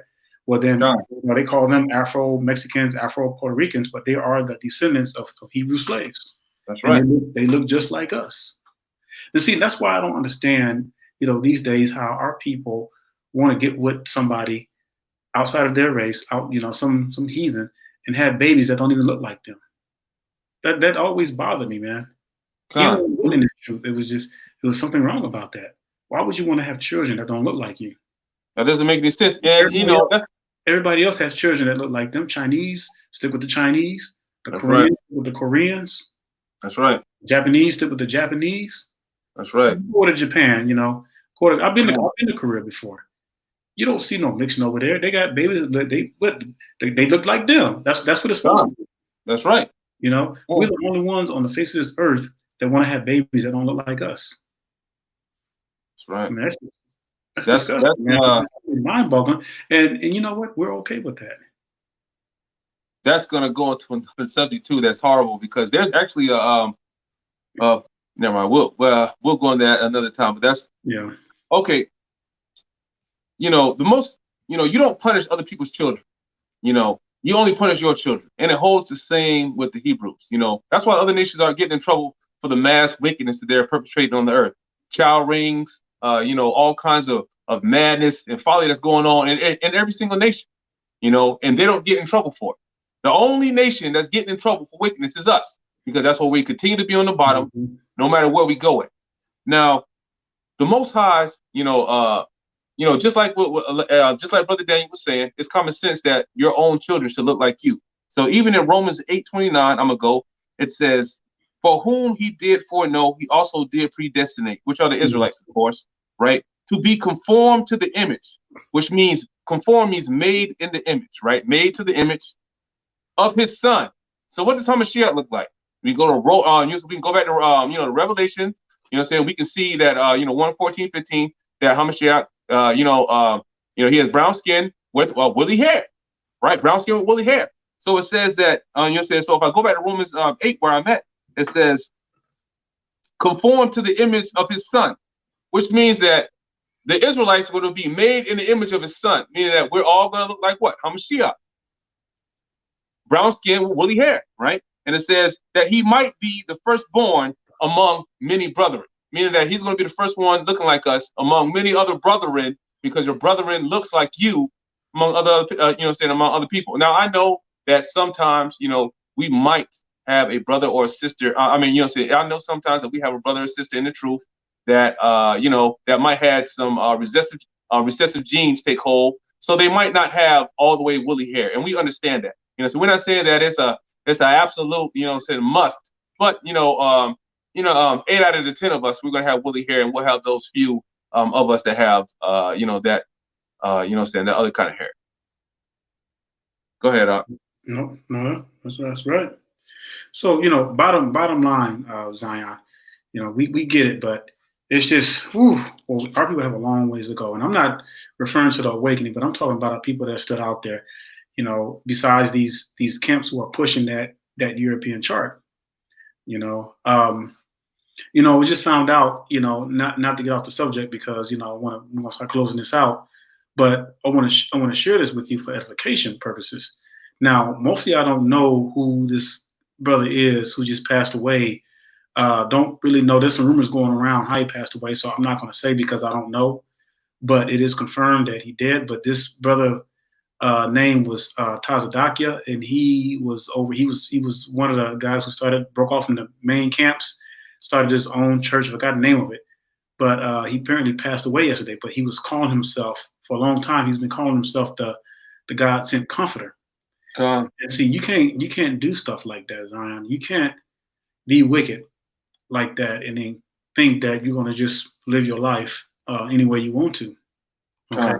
Now, most of y'all probably don't even heard of the guy because most of the people that we deal with are newly awakened. So, but the point that I want to bring out is the fact that the Most High says that judgment is going to start at the house of Yah. And so, in dealing with this Passover, who was the ones who were killed? It was the firstborns, right? It was the firstborn to the firstborn of Pharaoh to the firstborn, even the firstborn of all the cattle died. Yeah. Everything. So the Most High is not playing around, Zion. And this is why we have to use this time to really consecrate our souls, work out our salvation with fear and trembling. All right. And if you can't see the Most High ain't playing with us, yeah, you got to be blind. We're the only folks on the planet who don't got nothing. Don't you understand? Mm-hmm. If anything, that has to be an act of God. The strongest people on the planet, we don't have a land of our own, and we have the last name of these heathen, right? That has to be a wake up call. Somewhere you have to realize that something is off. Something. There's a glitch in the matrix. Something is off.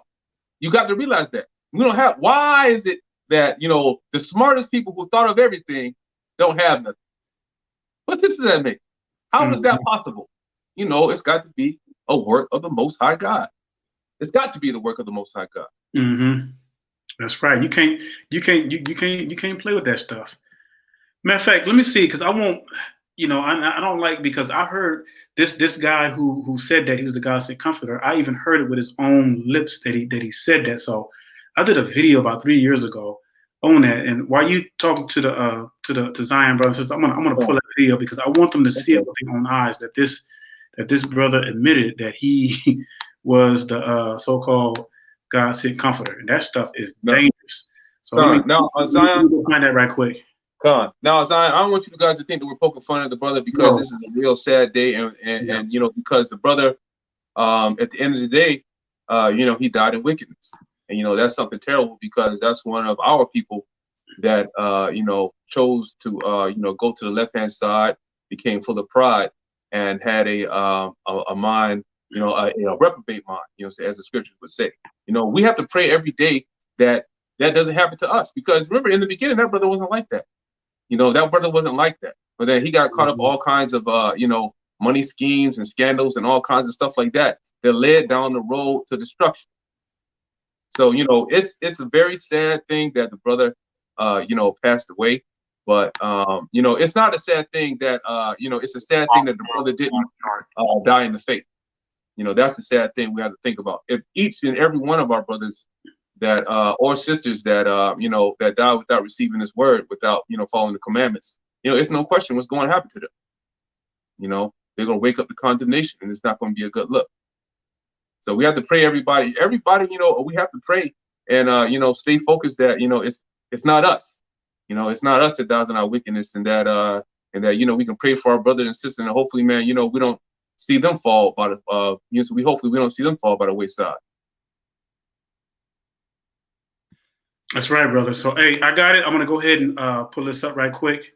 Now, again, the reason why I'm showing you this, Zion, because it's not the Pope Fund. It's not to defame the brother, because, you know, he was one of us, but it's to show you that we can't afford to play with the Most High. Right? But you all need to see this, though. And this is why I'm gonna show this to you. Okay. So let me pull this up right quick. All right, brother. Can you see it on your side, the screen?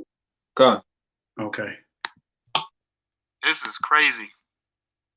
You know, you got all kind of people following this guy, and he's misleading hundreds, thousands of people blindly. And then we're going to come back and we're going to get into some scriptures. I want to say this, that I'm glad to be alive in this time, because the comforter that Christ speaks about in the Bible is definitely here. Hey, I can't see it. It says exit. Click full screen to exit. There it is. First, the water, but now. Let me go back. Did y'all miss that? Hold on. Let me go back. Yeah, they missed it. I want to say this, that I'm glad to be alive in this time, because the comforter that Christ speaks about in the Bible is definitely here.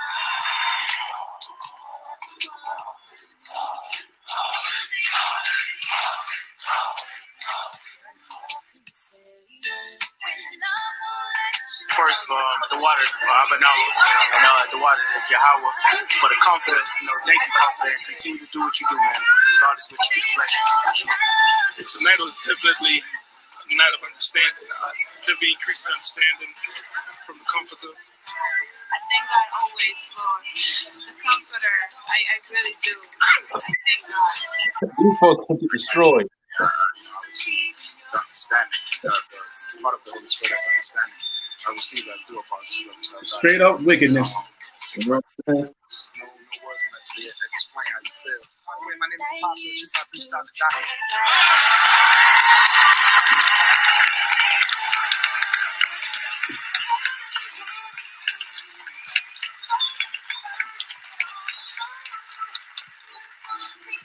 And I am the God-sent comforter. That moment right there, he marked you there.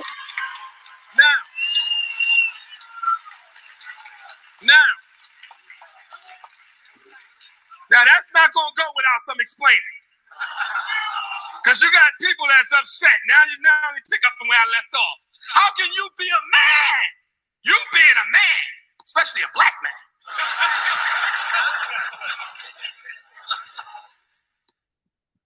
This man has lost his mind. Y'all see that? that right there is scary. To even think of yourself something like that. Now, brothers and sisters, you all heard it. You all heard it from the horse's lips. Now, I wanted to show you this so I could show you that we're not making this stuff up. That's right. This is what these people were following. Now it says in the scriptures that the Lord is long suffering. So, you know, he let him run around. You know, he let him run around for a little while doing that wickedness. But in the end, you see what happens. You know, and it's sad, but, you know, the Lord says, you know, when it says pray for your enemies, it's not talking about the heathen. It's talking about your own brothers and sisters in the scriptures. So I want to make that, you know, very clear. So if our brothers and sisters are in wickedness, you know, it's horrible. And it says the Most High kills and he makes alive, you know. And as we see, the Lord has, you know, you can't do that.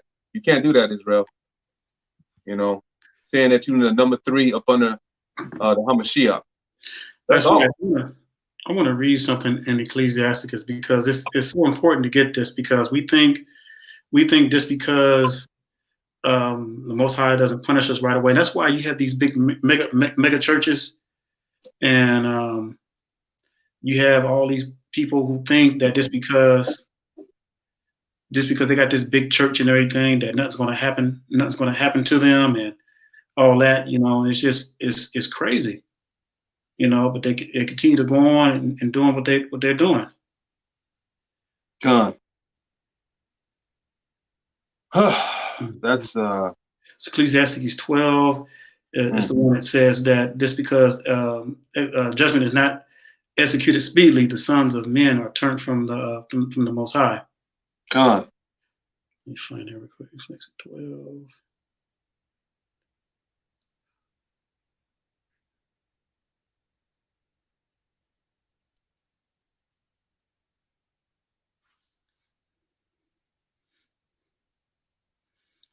That was there.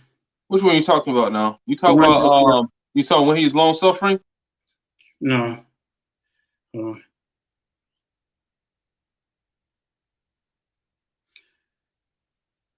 It's the one that talks about, I think it's Ecclesiastes 12. It says, "This because judgment is not executed speedily, the sons of men have turned away from the Most High."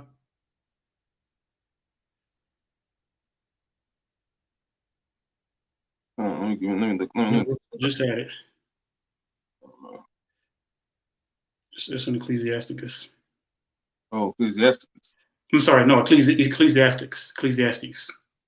Okay, it's 8:11. I don't know why I was thinking 12. It says Ecclesiastes 8:11. It says, "Because sentence against the evil work is not executed speedily, therefore the heart of the sons of men is fully sent to them to do evil." So that reminds me of that brother, because you know this guy Tazadakia, who's claiming to be the God sent comforter, you know, he probably thought that he can get away with stuff. He probably thought because, you know, he's an Israelite that, hey, I can do this, and that's what our wicked forefathers did. You know, they started off worse. They just started doing wicked. They just started doing wicked. And you know, during the Passover and after, when our people went into when the Most High brought them into the wilderness, well, guess what? Everything was like they were humble and everything, but all of a sudden, they got to a point where they just started forgetting.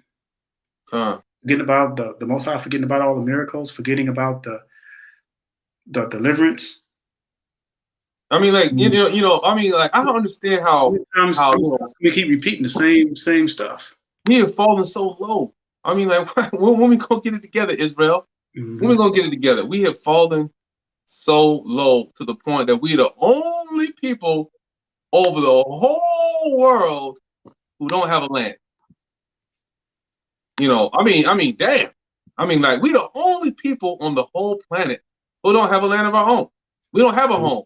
You know, I mean, like, we're literally like vagabonds of the earth right now. We're living in everybody else's land except for our own land, because we got put into captivity because we don't know how to, you know, follow the Lord.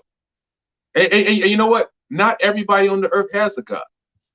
We you know, of course, I can see how it can be a gift and a curse in the mortal body, right? In the flesh, I can understand how it can be a gift and a curse, that, you know, why God had to choose us, that we force us to follow the commandments. How come we can't, you know, be like the heathen and you know, and live in wickedness, and, you know what I'm saying? I mean, you got to realize, you know, they're going to have their fun now, right? But they're going to get destroyed for it. They're going to get destroyed for it. being an Israelite and having to abstain from wickedness of all sorts and do the right thing, as hard as it may be, you have to come to grips that this is not for now. This is for eternity later. Mm-hmm. Once you can come to grips with that, because we are the only ones on this earth with a God. We are the only ones on this earth that can get our prayers answered when we pray.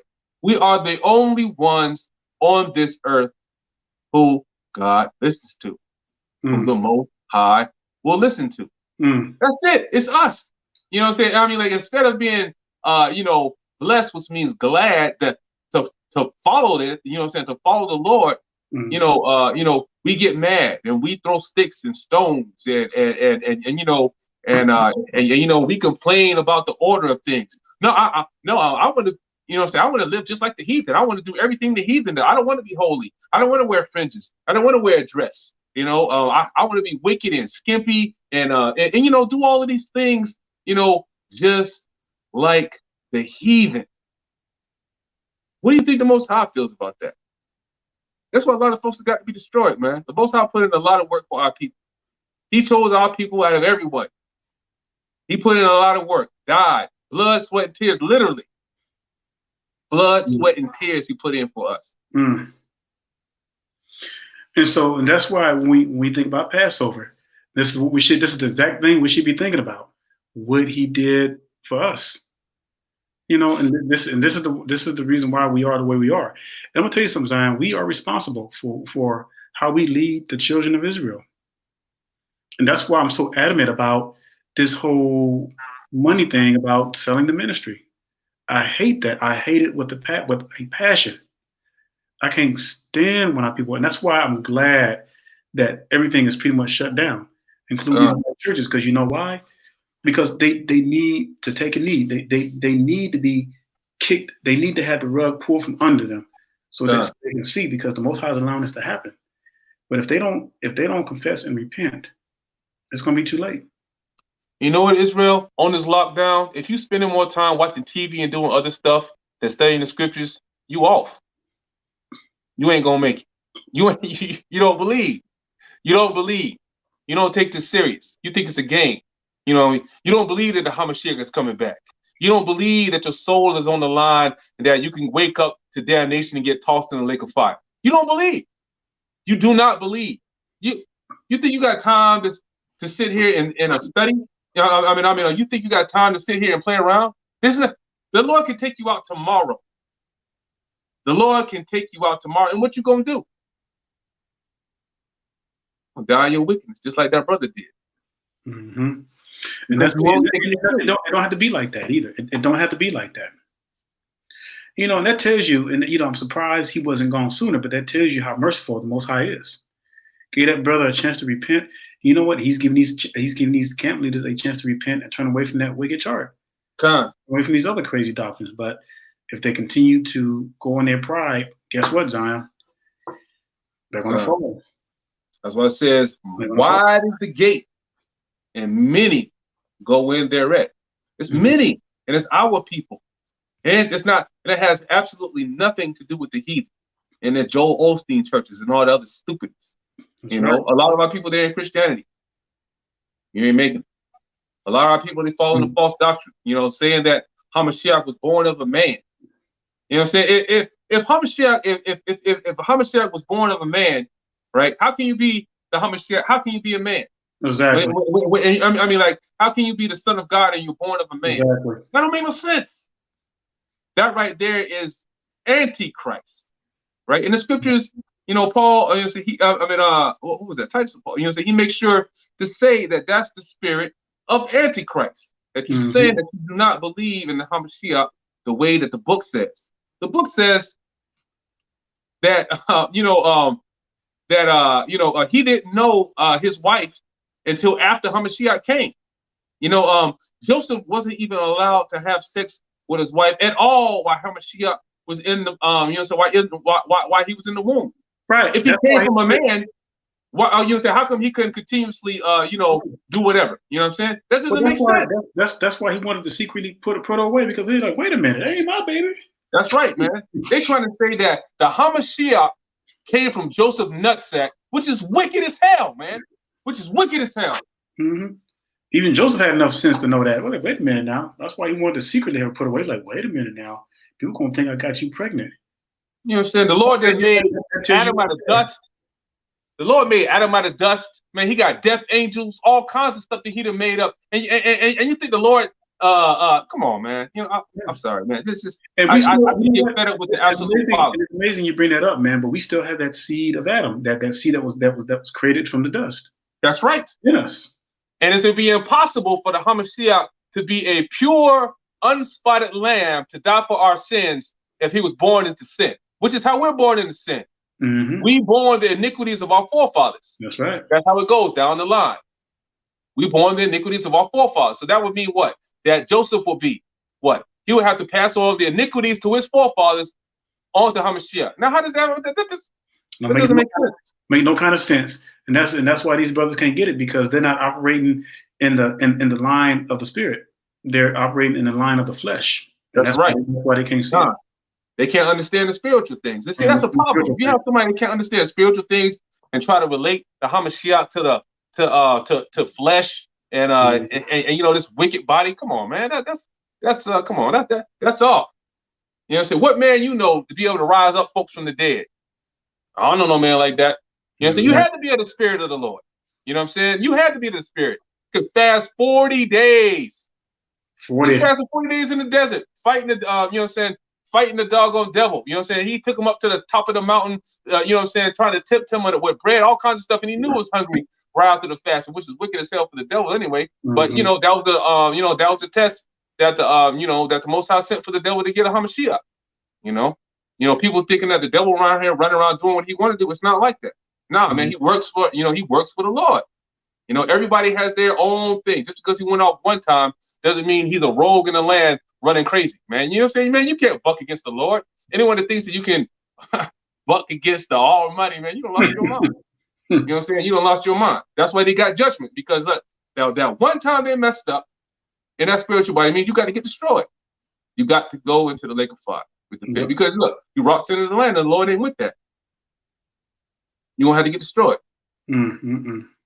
Which is also, I want y'all also to think about too, right, when we get to the kingdom. Why do we have to have judges? But y'all think about that. Yeah. Anyways, go ahead, Up. No, that's it, brother. Well, we're gonna get ready, because I know it's late for some of y'all, so we're gonna get ready to shut it down. But really, really pray that you all were edified. You know, just go back and watch the rebroadcast and everything. And just, you know, go over those precepts, just all the precepts that we covered. Just make sure you go over them clearly, because, you know, we are brothers of the word, and we like to bring it out. We like to study. We love to dig. And you're not dealing with no lazy brothers here either. That's right. That's we got to come out of Zion. We have to be steward of the Most High's word. We have to be guarders of the Most High's word, because this is our book. It was written by Hebrews for Hebrews. So we must guard this book like it's really ours. All right, and then that's the problem. We don't take this word serious enough. And that's the bottom line. So we got to dig, Zion. And look, we're not predicting how much longer we're going to be here, but I know one thing: we're going to have to wait on the Most High, and the Most High is going to come in His time, not our time. You know, that's right. This is the beginning of the end, not the end, but the beginning of the end. Yeah, I know it seems like a dream. You know, we got some, you know, Black Messiah coming back with a whole army of angels coming to save us from this thing, but you know, too much stuff, too many, you know, right on point things have gone with the scriptures. You know what I'm saying? You know, the scriptures have predicted, you know, things right down to the T. You know, hundreds of years before it happened. You know, what was it? Cyrus. You know, called the name of the. You know, say called the name of that heathen and everything, and who is he going to be born to? You know, hundreds of years before it happened in the scriptures. You know, the scriptures is the real deal. I know it seems like something that, you know, hey man, you know, this stuff might be, you know, make believe, Marvel comics, or you know, X-Men or whatever. But I'm telling you, this is the real deal. This is where they get that stuff from. They get it from our forefathers. They get it from our forefathers. I made a vow to serve the Most High, even if it kills me. And I'm stuck to that vow, you know. Amen, brother. That's what we got to be. But this book is real. Like the brother was saying, this book is real, Zion. Everything that's happening is happening, just like the Bible said was going to happen. Everything is happening, Zion. We're seeing the world as we knew it. We're seeing it. We're seeing it being slipped from right under our feet. We're seeing it little by little. We are seeing the fall of our enemies. And what the Bible say? The Most High is going to days of Noah. What he's going to do? He's going to put pressure, more pressure, more pressure. Remember, time and pressure. That's what it's going to take. Time and pressure. But when that pressure gets to a certain point, it's going to break. It's not going to have no other choice but to break. God. One thing too, right? Y'all gotta realize that one prophecy that is for sure that anyone could look at and see that these are most definitely like the days of Noah. Mm-hmm. Fags, freaks, homosexuals, all kinds of lewd behavior. You know, this stuff is the exact same days back in the day when the Lord was about to destroy the wicked. You know what I'm saying? When those, those wicked folks, they got to be destroyed. It's the same thing. It's starting to come slowly but surely. Slowly but surely. Remember at first, man, you know, when I was a kid, they barely kissed on television. Mm-hmm. Now, regular television, man, you seeing everybody butt naked. You know, I mean, that's just, fags and freaks, homosexuals and trannies. You know, this stuff, man, the wickedness is right before your eyes. And you can't tell the times that are coming. You need to pay attention. You need to pay attention to get right. Repent and keep the commandments. Because if you don't, you're going to be found wanting in that day. You don't want to be found like that. You don't want to be found lacking.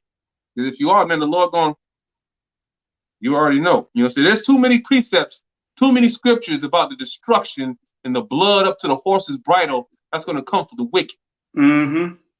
You should be afraid. You should be, not afraid to flee, but, afraid of what the Most High can do to you. That's why it says, fear the Lord. That's you right. fear the Lord because you're supposed to be afraid of what the man can do, because he is the one that can destroy the soul and the body. Mm-hmm. It's just like if you had a strong father and he told you to take out the trash, and then you left without taking out the trash, and you knew how he was, he was a hard discipliner. You'd be scared out your mind. Oh my goodness, I'm about to get my butt whipped by my father. Right. That's the way we got to be. We got to have that little fear, because it is he who created us, not us that created him. Don't get it twisted. We can't be bringing the Most High on our level. Can't do it. Ain't nowhere on our level. No. So that's why some of this stuff is hard to understand. It just seems like it's wrong. Well, I had a mixed baby. It feels like I should take. No. The Lord said no. That's right. There is no compromising with the Lord. It's keep the commandments or get put to death. That's it. There's no gray area with the Lord. There's no in between. It's either you do what he tells you to do or you get put to death. That's right. I'd rather do what he tells me to do so I can live forever. I don't know about you. I think living forever sure beats dying. I don't know about you. Definitely. Well, brothers and sisters, want to thank you all for those of you who are on. Like I said, we pray that you were edified, that you got a huge understanding about the Passover, the calendar dates. If you all just now coming on, just go back over the video. It's going to be up on YouTube. You better watch it over and over. Just keep those precepts. But I am going to leave you. You already know what I'm getting ready to read, right? Yeah, y'all know what verse I'm getting ready to quote, right? Put it up on the screen if y'all know what verse I'm getting ready to quote. Because I see it right now. Let me see if they're going to put it on the screen here. For a minute. Wait and see what we got a little bit of lag on the screen. Y'all know we always finish off with. There it is. It's coming through. I want to hear somebody say it. It's coming through on the comment board. All right, there we go. Yeah. Let's get it. It says, Revelation 14:12. Here's the patience of the saints. Here are they that keep the commandments of Yah and have the faith of Mashiach. Why do we always iterate that? Because the commandments are the important thing. So it says the faith, the patience. He says, here is the patience of the saints. Here are they that keep the commandments, or the commandments of Yah and the faith of Hamashiach. So you got to keep the commandments and you got to believe in the Hamashiach. Bottom line. And Right. so, brother, if you follow that guideline, you will be good. God. Just pray. So, brother, you got any last words you want to get out? No. Happy Passover, Israel. Get all the leaven out your house if you ain't already done it. The Feast of the Unleavened Bread starts this week. It will end on the beginning of the Shabbat. So when the Shabbat starts, that'll be the last day and the ending of the Feast of the Unleavened Bread. All right. So that's Friday sundown is the end of the Feast of the Unleavened Bread for us. And then the link is in the comment section, and I'll put the link again once the video rebroadcasts and everything, so you all can get the calendar.